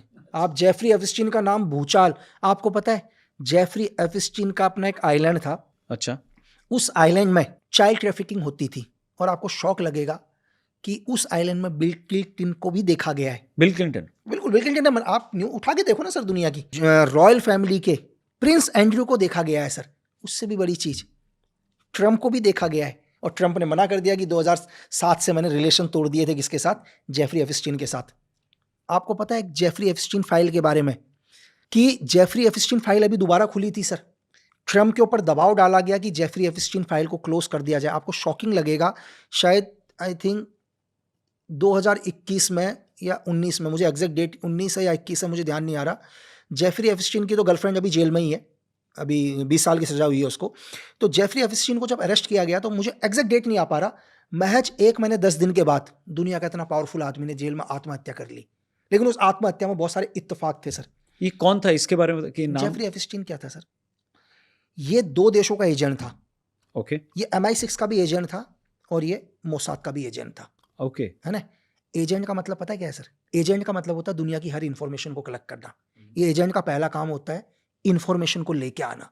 किस चीज के लिए? अपने देश की भलाई के लिए, ताकि अपने देश को सेव किया जा सके। जेफरी एप्स्टीन क्या करता था सर? इंफॉर्मेशन लाता तो था, लेकिन ब्रिटेन उसको। किस देश का था वो? जेफरी एप्स्टीन सर एक यूरोपियन था, मतलब एग्जैक्ट मुझे, मतलब बहुत गरीब घर से उठा हुआ है बट वो दोनों कंट्रीज के लिए डबल एजेंट बोल सकते डबल हैं। एजेंट कर सकते हैं, ठीक, इंफॉर्मेशन लाता मतलब था। इसराइल के लिए भी करता था। और और मेनली इसका काम था सर चाइल्ड ट्रैफिकिंग। अच्छा, दुनिया का सबसे बड़ा सर, खुद का आइलैंड था उसका सर। आप पढ़ना जेफरी एप्स्टीन सर, दुनिया के अंदर भूचाल आया इसकी फाइल के नाम से, मार दिया इसको जेल के अंदर, पता आपको? मतलब इसने आत्महत्या नहीं करी, उस आत्महत्या में बहुत बड़ा इत्तेफाक है, उस दिन जेल के सारे CCTV बंद थे। दूसरा इत्तेफाक, इसके सेल के पास एक भी गार्ड नहीं था। तीसरा इत्तेफाक, इसकी 11 हड्डियां टूटी हुई थी, तो मार दिया जेल के अंदर ना सर, ताकि जेफरी क्योंकि इतने बड़े बड़े लोगों का नाम था सर, उसका। आप सोचो sir, George Bush, bill Clinton, Trump, Britain के रॉयल फैमिली, प्रिंस एंड्रयू का नाम विद फोटोग्राफ्स के साथ सर, सब कुछ नाम है ना सर। इसका काम क्या था? अब आप हनी ट्रैप के ऊपर आ रहा हूं इसलिए इसी चीज को। जेफरी एप्स्टीन का काम था लड़कियों को भेजना दुनिया के पावरफुल लोगों के पास, फिर उनको ब्लैकमेल करना और दुनिया की गवर्नमेंट को गिराना। ये MI6 का क्या काम था? आपको एक चीज बताता हूं। एक दुनिया का बहुत बड़ा पावरफुल आदमी, एक लीडर है, अगर सपोज करो कि अगर उसी को कोई एजेंसी ब्लैकमेल करने लग जाए तो किस हद तक कर सकती है। तो जेफरी एप्स्टीन का काम वही था कि दुनिया के पावरफुल लोगों के पास इन सब चीजों को भेजना, फिर उनकी चीजें MI6 को देना, ताकि MI6 उनको ब्लैकमेल कर सके और दुनिया में वो चीजें करा सके जो MI6 चाहता है, जो ब्रिटेन चाहता है, FCDO की मदद से। सो हनी ट्रैप का वो क्या है, मतलब सोल्यूशन क्या है उसका? उसको वो कैसे करें, मतलब उससे बचें कैसे? इसकी ट्रेनिंग होती है एक एजेंट की? सर एक बहुत हमारे सीनियर बोलते हैं, बहुत आसान भाषाओं में, हाँ, अगर कोई, मुझे भी ऐसा लगे कई बार कि यार एक लड़की मुझे बहुत पीछे भाव दे लग रही रही है, है, हाँ। कॉल ऑल कर रही है ना, और मुझे ज़्यादा ही लगे यार कि भाई मतलब इतनी लड़कियां मुझे मैसेज कर रही हैं, कॉल कर रही हैं, आसान शब्दों में सर, ट्रेनिंग तो बहुत है, आसान शब्दों में मुझे 2-3 बारी शीशा देखना चाहिए और मुझे लगना चाहिए नहीं भाई मैं इतना अच्छा नहीं हूँ कि मुझे कोई भी लड़की एक बारी मैसेज करे तो कुछ ना कुछ गड़बड़ है। बट अगर एजेंसी को ये पता चल जाए कि उनका एक एजेंट कॉम्प्रोमाइज है या ब्लैकमेल किया जा रहा है बिकॉज वो हनी ट्रैप हो चुका है, तो इसमें क्या करती है एजेंसी? हाथ छुड़ा लेती है नहीं उससे नहीं या? नहीं, ऐसा नहीं। अगर एजेंट, ये सब एक इत्तेफाक, वो जब मैं आपको बताऊं, एक IPS ऑफिसर थे, उनका नाम भी नहीं लेंगे, लिट्टे के ऑपरेशन चल रहे थे LTT के खिलाफ, उनको एक CIA की एक लड़की ने पहले हनी ट्रैप किया, हनी ट्रैप करने के बाद फिर एक दूसरी लड़की एयर होस्टेस बनकर आई उस IPS के साथ, फिर उनको दोबारा हनी ट्रैप किया और इससे बहुत CIA ने उनसे बहुत काम लिया। IPS ऑफिसर थे सर। तो इतना हनी के शौकीन क्यों थे वो? दो बस बार हो ट्रैप गया हो भाई, गए? 2-2 बार ट्रैप हुए सर। और एक और RNW के एक और थे, तो उन्होंने तो अपना खुद का बता दिया था RNW को कि मैं ऐसे ऐसे हनी ट्रैप हो चुका हूँ करके, बट उनको उस केस से हटा दिया गया, लेकिन खुद ही उन्होंने बता दिया था रामेश्वर नाथ काव सर के टाइम पर। बीच में एक न्यूज़ आई थी जब प्राइम मिनिस्टर पंजाब से आ रहे थे और एक ब्रिज पे उनकी गाड़ी गाड़ी रुक गई थी। रुक गई थी काफ़ी समय के लिए, और फिर उसके बाद बड़ा बवाल हुआ था। तो क्या वो थ्रेट क्या था? उसको उसको देखा था आपने? वो न्यूज़ भी आपने हाँ फॉलो देखी की थी होगी? सर, एक ब्रिज के ऊपर जब एक्चुअली क्या होता है कि PM की गाड़ी जा रही थी, पूरा काफिला रुक गया था आगे कुछ। जब भी कोई, एक्चुअली क्या होता है सर, जब भी कोई VVIP का प्रोग्राम होता है देश के अंदर या देश से बाहर, कभी भी सारे रूट डिक्लेयर होते हैं। यहाँ तक कि रूट तो बहुत दूर की बात है, रूट के साथ जितने भी हॉस्पिटल होते हैं वो भी एंगेज किए जाते हैं नज़दीक में। जैसे सपोज करो इस एरिया में अगर कोई भी इंसिडेंट होता है तो नज़दीक में कौन से हॉस्पिटल में ले जाना पड़ेगा, तो सब कुछ डिक्लेयर होता है। यहाँ तक कि इस टाइम जेल के अंदर से कितने लोग छूटे हुए हैं, पागल कितने लोग हैं इस आसपास, ये भी डिक्लेयर जाती है एजेंसी के पास कि इतने लोग इस एरिया के अंदर 10 किलोमीटर 20 किलोमीटर के एरिया में पागल भी हैं, इतने लोग जमानत में बाहर है, तो हर डिटेल। तो इंसिडेंट देखा था, उसमें बहुत सारी बातें भी उठी थी कि इतना बड़ा चूक कैसे हो सकती है PM सिक्योरिटी के ऊपर, कि कैसे जाम लग सकता है करके। तो थ्रेट था कुछ उसमें? दिखता था आपको कुछ कॉन्स्पिरेसी दिखती है कुछ? जबकि एक्चुअली क्या है सर, देखो कि मैंने आपको क्या बोला, कि मैंने जब ये भी बोला कि पागल जो आ रखे हैं उनकी भी रिपोर्ट एजेंसी के पास होती है, स्टेट गवर्नमेंट के पास होती है, कि उन पागलों के ऊपर भी ध्यान रखा जाए। जो अच्छा। हाँ बिल्कुल, जो पागलों के ऊपर, यहाँ तक कि PM का कोई भी प्रोग्राम होगा तो रोड को छान दिया जाएगा, और रोड पर है तो फिर भी अगर उस रोड के ऊपर अगर इतना होने के बाद भी अगर रोड को एंगेज करने की कोशिश करी तो हो सकता है सर कि कुछ ना कुछ थ्रेट हो सकता था। ये तो बहुत बड़ी सिक्योरिटी लैप्स है, तो देश का बहुत बड़ा एक न्यूज़ ये भी वायरल हुई और बड़ा डिस्कस हुआ कि जब एससीओ समिट में चाइना गए थे प्राइम मिनिस्टर, तो वो पुतिन की गाड़ी में बैठ गए और फिर बड़ी न्यूज़ आई कि वो इसलिए आए थे क्योंकि शायद कोई थ्रेट था, इसलिए लास्ट टाइम पे पुतिन ने बोला कि आप मेरी गाड़ी में बैठो। लोग बातें कर रहे हैं, मतलब ये मैंने उस पर वीडियो भी बनाई थी हाँ, मैंने एक वीडियो भी बनाई थी उसमें कि बांग्लादेश के एक होटल के रूम नंबर इतने के अंदर एक आदमी की डेड बॉडी मिलती है, करेक्ट। जिसको जोड़ा गया था एक्चुअली। और वो जो आदमी थे वो थे शायद आई थिंक यूएस के फर्स्ट स्पेशल फोर्स के जब मेजर जनरल रैंक का कोई नाम था, नाम भी मैं भूल गया क्या नाम था एक्चुअल में। तो ऐसा नहीं है सर कि अगर सपोज करो कि पीएम के साथ बैठे हुए थ्रेट है, तो हिंदुस्तान की एजेंसी बहुत पावरफुल है सर, और उनको पता है कि हमारे देश के वीवीआईपी और हमारे देश की जनता को कैसे सुरक्षित रखना है। तो नहीं, वो तो रूमर्स हैं, लेकिन जो ये मैं ज़रूर कहूँगा कि जो बांग्लादेश के अंदर जो डेड बॉडी मिली थी वो किसी न किसी ऑपरेशंस के अंदर थे। और वो सीआईए में थे, मतलब एक्टिव एजेंट थे वो। Active as a major general rank आदमी। और एक बहुत बड़ी शॉकिंग चीज़ जब हमने इसमें एनालाइज किया कि यार ऐसे कैसे हो सक गया कि एक मेजर जनरल रैंक का एक आदमी एक होटल के अंदर मर जाएगा और 3 दिन तक पता नहीं चलेगा। तो जब हम इसको डीपली गए तो हमें ये पता चला कि सीआईए को उसी टाइम पता चल गया था कि इसको एलिमिनेट कर दिया होटल में। तो सीआईए ने बोला नहीं, अगर हम इस टाइम डेड बॉडी हटाएंगे तो सारी दुनिया की नज़र हमारे ऊपर आ जाएगी कि हम बांग्लादेश की धरती में एक बहुत बड़ा ऑपरेशन प्लान कर रहे थे। एक काम करो, ऐसा फील कराओ पूरी दुनिया को कि हमें भी कुछ नहीं पता, और जब लोगों से पता चलेगा तो हम भी नॉर्मल हो जाएंगे बिल्कुल। तो 3 दिन तक जानबूझ के उस बॉडी को सीआईए ने खुद नहीं हटाया। जब होटल के कर्मचारी के थ्रू पता चला कि लाश मिली है, तब सीआईए उस बॉडी को लेकर गई और उसका पीएम नहीं होने दिया। तो इस ऑपरेशन था सर, लेकिन ऑपरेशन क्या था नहीं पता। तो इस वक्त सीआईए हो या MI6 हो या चाइनीज़ एजेंसी हो या मोसाद हो फॉर दैट मैटर, इंडिया की किस पड़ोसी पे सबसे ज़्यादा नज़र है? सर देखो, इंडिया अगर नज़र हमारी अगर हम सबसे ज़्यादा देखते हैं तो हम MI6, सीआईए, MSSI बराबर सर इनको। नहीं, तो ये मतलब किस कंट्री पे ये लोग सबसे ज़्यादा हैं? क्योंकि पाकिस्तान का नाम इतने सालों से हम सुनते आ रहे हैं, बट पिछले 2-3 सालों से बांग्लादेश और नेपाल भी बहुत ज़्यादा एक्टिव हो गया है। तो चाइना खैर एक दूसरी रेंज में है। तो इसमें नेपाल और बांग्लादेश कितना बड़ा थ्रेट है? सर देखो, बांग्लादेश और नेपाल थ्रेट नहीं, इनका यूज़ हो सकता है। अच्छा, यूज़ देखो दुश्मन क्या होता है सर, जो पावरफुल दुश्मन क्या होता है, वो सिर्फ गेम पीछे से खेलता है। करेक्ट।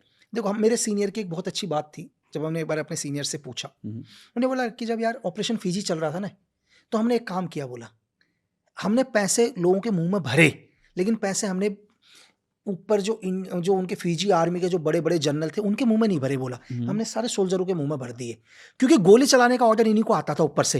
बोला हमने इनको भर दिया, तो ये जाते थे और हवा में ही गोलियां चलाते, तो बोला हम मार के आ गए, हमने जड़ को पकड़ा। नहीं समझे, क्योंकि ऑर्डर्स वहां से आएगा और यही लोग टॉर्चर करेंगे नीचे। तो जो टॉर्चर करे एक्चुअली क्या है कि चाहे सीआईए हो, चाहे वो बांग्लादेश का यूज करेगा, यूज बांग्लादेश का करेगा ना सर, खुद तो नहीं आएगा सामने।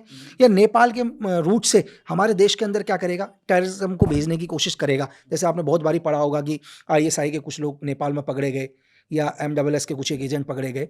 तो डेफिनेटली जो नीचे हैं, या जो अभी मतलब जैसे बांग्लादेश ख़त्म हो चुका है, तो हम डेफिनेटली बांग्लादेश के ऊपर पूरी हमारी एजेंसी की नज़र रहती है, क्योंकि वो तो बर्बाद है, और बर्बाद तो बर्बाद ही है सर। जिसके पास कुछ भी नहीं है, बोला मैं तो डूब रहा हूँ तो मैं भी लेके डूबूंगा। एक कमांडो जो होता है, एक जो स्नाइपर होता है, अगर वो किसी मिशन पे गया है, ऑपरेशन पे गया है और वो गोली चलाने ही वाला है, लेकिन सडनली उसको या तो पता चलता है या रियलाइज़ होता है कि जिस बॉस ने मुझे ये बोला है या जिस मेरे सीनियर ने मुझे ये बोला है, ये काम सही नहीं है, तो क्या उसका कॉल होता है कि उस काम को ना करे, हट जाए, या करना ही पड़ेगा, भाई सही नहीं है, बॉस का ऑर्डर है तो करना है? सर मैं अपने लिए बता देता हूँ, छोटा सा एग्जाम्पल। एक बार मैंने बोला मेरे सीनियर को कि सर ये सही नहीं है।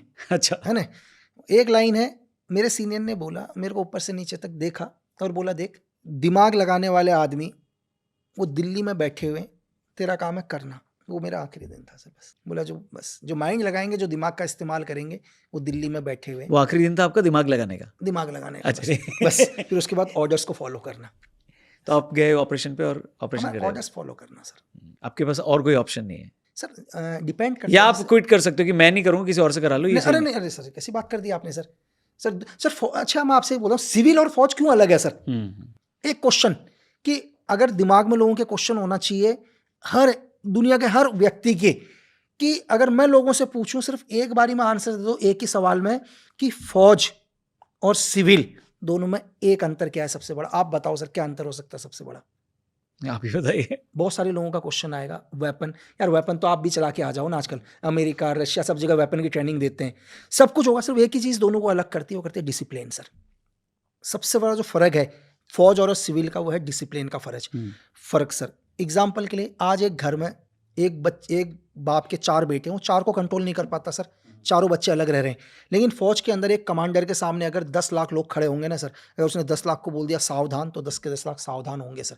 यही फ़र्क है फौज में और सिविलियन में। फौज सिर्फ ऑर्डर्स को फॉलो करती है सर। लॉरेंस बिश्नोई को गवर्नमेंट का सपोर्ट है क्या? इस पे बहुत बात होती है। नहीं नहीं सर, गवर्नमेंट का क्यों सपोर्ट होगा सर लॉरेंस बिश्नोई को सर? एक गैंगस्टर को गवर्नमेंट क्यों सपोर्ट करेगी भाई? मुझे इतना बताओ सर। बहुत नहीं सारे नहीं, लोग मैं क्वेश्चन, थोड़ी बोल रहा हूँ। नहीं नहीं लोग कह रहे हैं भाई, लोग मैं कह- यही क्वेश्चन कह रहा हूँ कि क्यों सपोर्ट करेगी भाई, मुझे एक रीजन बताओ। आप लोग बोलते हो, लोग बोलेंगे यार कि लॉरेंस के लोग उधर, भाई आप, हमारी गवर्नमेंट है यार भाई, हमारे पास अपनी आर्मी है, दुनिया की सबसे बड़ी आर्मी में से हमारी आर्मी आती है भाई, हमारे पास अपनी एयरफोर्स है, नेवी नहीं, है, बट अभी स्पेशल आपने फोर्स है। थोड़े टाइम पहले इसी पॉडकास्ट में बोला हम्म। कि कुछ लोग जो घायल होते हैं वो घातक होते हैं, तो हो सकता है यहाँ पे कुछ नहीं, वो ऐसा तो arrange- अंदर है ना सर, अच्छा, अंदर क्या करेगा आदमी सर, वो तो अंदर है सर। सर काम करवाना होगा तो हमारी हमारी वो भी तो कर सकते हैं ना सर, हमारी खुद की एजेंसी कर लेगी ना सर। सिद्धू मूसेवाला का जो किलिंग था, उनको जो मार दिया गया, वो प्योर कॉन्ट्रैक्ट किलिंग था या उसको कैसे देखते हैं आप? उसमें भी कई बातें होती हैं, हालांकि कुछ चीज़ें सामने भी हैं, उस पर सर केस भी देखो, चल रहा है। मेरा नहीं है, मैं राय बताता हूँ, कुछ चीज़ें क्या बोलते हैं। कुछ लोग कहते हैं, क्या नहीं, ये लॉरेंस गैंग का आपस के अंदर था। कुछ दूसरे लोग कहते हैं कि यार नहीं, ये सिद्धू मूसेवाले के कुछ एक, मैंने तो सर गाने नहीं सुने, मैं इतना सुनता भी नहीं हूँ मुझे, कि कुछ एक गाने क्या थे, खालिस्तान को वो कर रहे थे। ये लोगों का कहना है कि मतलब ज़्यादातर इस टाइप का मूवमेंट को बढ़ा रहे थे, और ये इनडायरेक्ट तरीके से किसी एजेंसी ने कर दिया। ये लोगों के अलग अलग फैक्ट हैं सर। देखो, मैं तो उस केस में भी इन्वॉल्व नहीं था ना, उसका इन्वेस्टिगेशन में इन्वॉल्व था, तो मुझे तो ये भी नहीं पता कि ये लॉरेंस बिश्नोई ने करवाया या खालिस्तान मूवमेंट को लेकर चीज़ें हुई है। कितना आसान है किसी को भी मार देना एक एजेंट के लिए? दुनिया के अंदर एक फायरर बनना बहुत आसान है। ये लाइन लिखी थी इजराइल में सर, फायरर बनना सबसे आसान है, लेकिन अपने दुश्मन को ढूंढना दुनिया में सबसे मुश्किल है सर। मारना बहुत आसान है, लेकिन मारने के लिए मुझे मेरा टारगेट तो मिलना चाहिए। मारने में कौन सा मुश्किल है सर, बस ट्रिगर प्रेस करना है, आदमी खत्म। लेकिन मैं उसको ढूंढूंगा कहाँ से, मुझे मारना है, वो दुनिया के कौन से कोने में होगा सर, वो मुश्किल है ना सर। तो एक कमांडो, एक स्नाइपर जो मिशन पे जाता है, उसके हाथों कोई मरता है, अगर एक ह्यूमन लाइफ जाती है, तो उसको गिल्ट होता है, या वो चीज़ उसको प्रेशर देती है कभी, या वो उसको सिर्फ काम की तरह देखता है, बाद में स्विच ऑफ कर देता है अपना पैटर्न? आप पंडित हैं, आप क्या हैं वैसे? हाँ, पंडित है। आप बकरे को काटते हैं सर? नहीं, अगर काटो तो कैसा लगेगा आपको? बुरा लगेगा। है ना? एक कसाई से वो बकरे को हर रोज काटता है और अगरबत्ती भी जलाता है, उसका काम है ना सर, वो उसका काम है। आप एक कसाई से जाके पूछो यार तू भाई बकरे को मारता है, वो कहे मेरा काम है यार ये चीज़ें। एक सोल्जर हो दुनिया सर, वो अपना धर्म निभा रहा है सर, वो तो जानता भी नहीं है, उसको पता है कि नहीं, ये वो आदमी ठीक है, बट पर्सनल लेवल पे वो हिट नहीं करती है एज अ तो सोल्जर। क्यों करेंगे सर। आप अच्छा, एक इंसिडेंट बताता हूँ सर, मणिपुर के अंदर अभी कुछ आपने सुना होगा, 2 साल पहले क्या हुआ। जी। एक बंदे को पकड़ा हमारे दोस्तों ने, जिस बंदे को पकड़ा उसने क्या किया था सर पता है? उसने 5 लोगों को उठाया था उन लोगों ने, और उन 5 लोगों में से एक 3 महीने का भी बच्चा था। कितना था? 3 महीने का बच्चा 5 के अंदर। उसने उस 3 महीने के बच्चे के साथ क्या किया होगा सर, पहले पता क्या किया उसने उस 3 महीने बच्चे के सबसे पहले तो पैर में गोली मारी, घुटने के बीच में। उस 3 महीने के बच्चे के पैर में, घुटने में गोली मारने के बाद नाइफ से उस बच्चे के दोनों आंखें निकाली। आंखें निकालने के बाद 40-50 चाकू मारी उस 3 महीने के बच्चे के पास। अब जब वो आदमी आपके सामने आ जाए कभी, ऐसा इंसान, आप क्या करोगे सर? सेम काम करना चाहिए उसके साथ। आप सोचो, उस बच्चे, यार तू उठा के लाया लोगों को, तुझे टेररिस्ट है, मार दे गोली, लेकिन तू एक बच्चे के पहले घुटने में गोली मारता 3 महीने के बच्चे के, फिर नाइफ से उसकी दोनों आंखें निकालता उस बच्चे के जिंदा उसकी, फिर उसके बाद तेरा मन तब भी नहीं बढ़ता, तू 30-40 चाकू मारता उस बच्चे में। तो ऐसे आदमी को सर, किसको गिल्ट होगा ऐसे आदमी को मारने में? तो ऐसे ही हैं लोग सर। कुछ क्विक क्वेश्चंस हैं, व्यूअर्स उसका जवाब सुन के उनको अच्छा लगेगा। कौन सी एजेंसी है जो आपको लगता है सबसे ज़्यादा खतरनाक है? कौन सी सिक्योरिटी एजेंसी, किस देश की? सर देखो, खतरनाक नहीं बोलूंगा, कौन सी एजेंसी मुझे खराब लगती है, अच्छा। दुनिया के अंदर आतंक फैलाती है, वो मैं बता। खतरनाक तो सभी है एजेंसी, लेकिन कौन सी एजेंसी है जो मानवता के लिए ठीक नहीं है, पूरी दुनिया में वॉर कराना चाहती है, वो चाहती है पूरी दुनिया में उन्हीं का पावर हो, है ना, चाहे लाखों लोग मर जाएं, गाजा जैसी चीज धरती से खत्म हो जाए, उन्हें फर्क नहीं पड़ता, वो MI6 है सर। ओके, मोसाद को कैसे देखते हैं आप एज एन एजेंसी? ठीक है, ऑपरेशंस कर रही है सर, अपने देश के हित में ऑपरेशंस करती है, लेकिन डेंजर नहीं कह सकता, डेंजर इज MI6। अगर आप रेटिंग में हो तो MI6 number 1 sir. Best weapon कौन सा आपके हिसाब से है? सर जैसे मैंने आपको बताया 9mm पिस्टल से लेकर वेपन है सिचुएशंस के हिसाब से। अगर आप मुझे 9mm पिस्टल में बोलो तो मैं बोलूँगा यार मुझे ग्लॉक अच्छी है, छोटे रेंज के लिए। आप थोड़ा-सा ऊपर आ जाओ तो मैं बोलूँगा यार मेरे को MP5 भी अच्छी लगती है, M16 भी अच्छी है मेरे लिए। आप अगर स्नैपर्स पर आ जाओ तो मैं बोलूँगा 82 अच्छी है ना? तो डिपेंड करता है सर, हर रेंज के हिसाब से वेपन होता है और सर। ये सारे वेपन्स ग्रे मार्केट में अवेलेबल हैं, कोई भी कहीं से भी ले सकता है? आज इंडिया में अगर कोई भी वेपन लेना हो तो आप कह रहे हो मिल जाएगा? सर डिपेंड करता है, देखो वेपन्स तो मिल जाएँगे, लेकिन अगर जैसे एक स्नाइपर्स वगैरह मिलना बहुत टफ है सर, बहुत ही मुश्किल है। जबकि एलएमजी भी इस देश में 5 शायद जब से देश आज़ाद हुआ है शायद 5 एलएमजी इस देश में पकड़ी गई हैं 7.62 mm। करेक्ट। हाँ, लेकिन स्नैपर बहुत मुश्किल है मिलना। अगर मैं 95, 82 पर चाहे मैं कोई ड्रैगनों की वेपन बात अगर करूँ। मूव हो रहा है देश में कहीं भी, हुँ। तो उसकी ट्रैकिंग हो सकती है आराम से कि ये एक मूव हुआ है कहीं से कहीं, उसका रिकॉर्ड होता है जनरली? नहीं सर, हाथों-हाथ तो नहीं होता जो सच है। हाथों-हाथ होता तो शायद दुनिया में क्राइम ही खत्म हो हुँ, जाता, हुँ। बंद होना। क्योंकि कंट्री मेड तो है नहीं सर, मुंगेर से तो बने नहीं है वेपन कि मुंगेर से वेपन बन के चाहे AK हो, चाहे इस पिस्टल्स हों, इस देश के अंदर घूम रहे हैं। तो ये तो दुनिया के किसी न किसी ऑर्डिनेंस फैक्ट्री द्वारा ये वेपन है, ठीक है? अगर ये कहीं भी आए हों, जैसे अगर आपने पुलिया आर्म्स भी ड्रॉप देखा होगा आपने 1995 में, ठीक है? जिसका आज भी चर्चाएँ होती हैं देश में। तो वो लास्ट में कि हमेशा वेपन करता है डिपेंड टारगेट के ऊपर और दूरी के ऊपर और सिचुएशंस के ऊपर सर। आपको लगता है आम नागरिक को, सिविलियंस को भी गन्स रखने की परमिशन होनी चाहिए? लेकिन क्यों? इसके ऊपर यूएस में बड़ी चर्चा होती है। सर आप दुनिया के अंदर कोई भी सर, सबसे पहले आदमी को शौक होता है। दुनिया की कोई भी शुरुआत क्या होती है? शौक से शौक। होता है, हाँ। फिर उसके बाद क्या होती है? उसके बाद होती है शौक, धीरे-धीरे क्या हो जाती है? आदत बन जाती है। हुँ, हुँ, आदत के बाद तीसरा क्या होता है? मजबूरी हो जाती है। हुँ, तो मजबूरी का ऑप्शन नहीं होना चाहिए ना सर। स्टार्टिंग में आपको गन का शौक है, हुँ, हुँ। सिचुएशन ऐसे पैदा हो जाए कि आपकी मजबूरी हो जाए, तो उस सिचुएशन में जाओ मत ना सर। तो आप इसके फ़ेवर में नहीं हैं? नहीं, मैं इसके फ़ेवर में नहीं हूँ सर। आप कोई वेपन रखते हो अभी? ज़रूरत ही नहीं है सर। मतलब यहाँ नहीं लाए, वो तो मैंने देख लिया है। क्या है देखो कि मेरे एनिमी भी हैं, मेरे को ऐसा नहीं है कि मैं कह रहा हूँ, तो डेफ़िनेटली मेरे एनिमी तो होंगे ही सर। हाँ। अगर आप पाकिस्तान से बोलो, आप आशिम मुनीर या जैसे मोहम्मद, तो वो तो कहता है यार इस आदमी को तो तेज़ाब में डाल दें, है किसको, ना? आपको? हाँ, मेरे लिए कहते हैं ना, मेरे तो आपने देखा होगा कि उन्होंने अभी शायद ऑपरेशन सिंदूर के टाइम पर सारे के सारे मेरी वॉइस को चेंज करके उन्होंने पूरे वीडियोज़ चलाए थे वहाँ हाँ, पर, हाँ। मेरी आवाज़ को एआई से चेंज करके, ठीक है? आप मेरा मेल खोल कर देखो, आपको हज़ारों धमकी भरे मैसेज मिलेंगे जिनको मैं पढ़ता भी नहीं हूँ। तो थ्रेट तो है ही। अब अगर मैं बात इंडिया की कर रहा हूँ, मैं बात टेररिज्म के अगेंस्ट कर रहा हूँ, मैं बात कर रहा हूँ रॉयल फैमिली के अगेंस्ट कि यार ये चाइल्ड ट्रैफिकिंग पर हैं ये लोग, ठीक है? अगर मैं बोलता हूँ कि वॉर इंडस्ट्री खत्म होनी चाहिए, मैं बात ड्रग के अगेंस्ट करता हूँ, मैं कहता हूँ कि यार अफ़गानिस्तान से जब एक ड्रग्स निकलता है तो उसकी कीमत 1 लाख रुपए होती है। जैसे ही वो ड्रग्स हिंदुस्तान के बॉर्डर के अंदर घुसता है, वो ड्रग्स की कीमत 1 करोड़ हो जाती है। अब मैं कहता हूँ जैसे वो ड्रग्स अमेरिका तक पहुँचता है, उसकी कीमत 9 करोड़ हो जाती है। तो ऐसा क्या है उस ड्रग्स में यार कि 1 लाख का ड्रग्स हिंदुस्तान में 99 लाख रुपए प्रॉफ़िट पर बिकता है, अमेरिका के अंदर 9 करोड़ में बिकता है। यानी कि पूरा का पूरा टेररिज़्म पर ही जा रहा है ना सर। तो वो लोग तो नफ़रत करेंगे ही मुझसे। तो आपको ये थ्रेट परेशान नहीं करता कि इतनी धमकियाँ आ रही हैं? सर इससे क्या फ़र्क पड़ेगा? ये मेरा काम है ना सर। नहीं, बट अब आप सर्विस में नहीं हो, आपके पास वेपन भी नहीं है और आपको लगता है उसमें आपका डिफेंस मैकेनिज़्म क्या होता है? आप कैसे, आपको लगता है कि कुछ हुआ, अटैक हुआ तो बचना कैसे है? नहीं, नहीं सर, देखो क्या है, एग्ज़ाम्पल के लिए कि मैं जिन लोगों से मिलता हूँ, हुँ।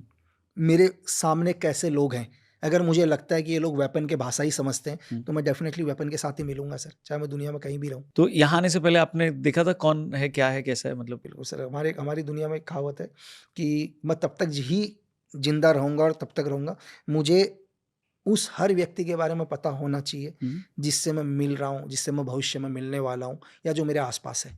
तो मेरी डिटेल निकाली थी आपने? ठीक है, आप दिखाइए सर डिटेल, थोड़ा बहुत तो निकाल ही लिया तभी आए सर, थोड़ा टाइम भी लग गया। इतना डिटेल निकालने में? थोड़ा तो टाइम लगता ही है ना सर, जितना मेरे लिए ज़रूरत था, अच्छा।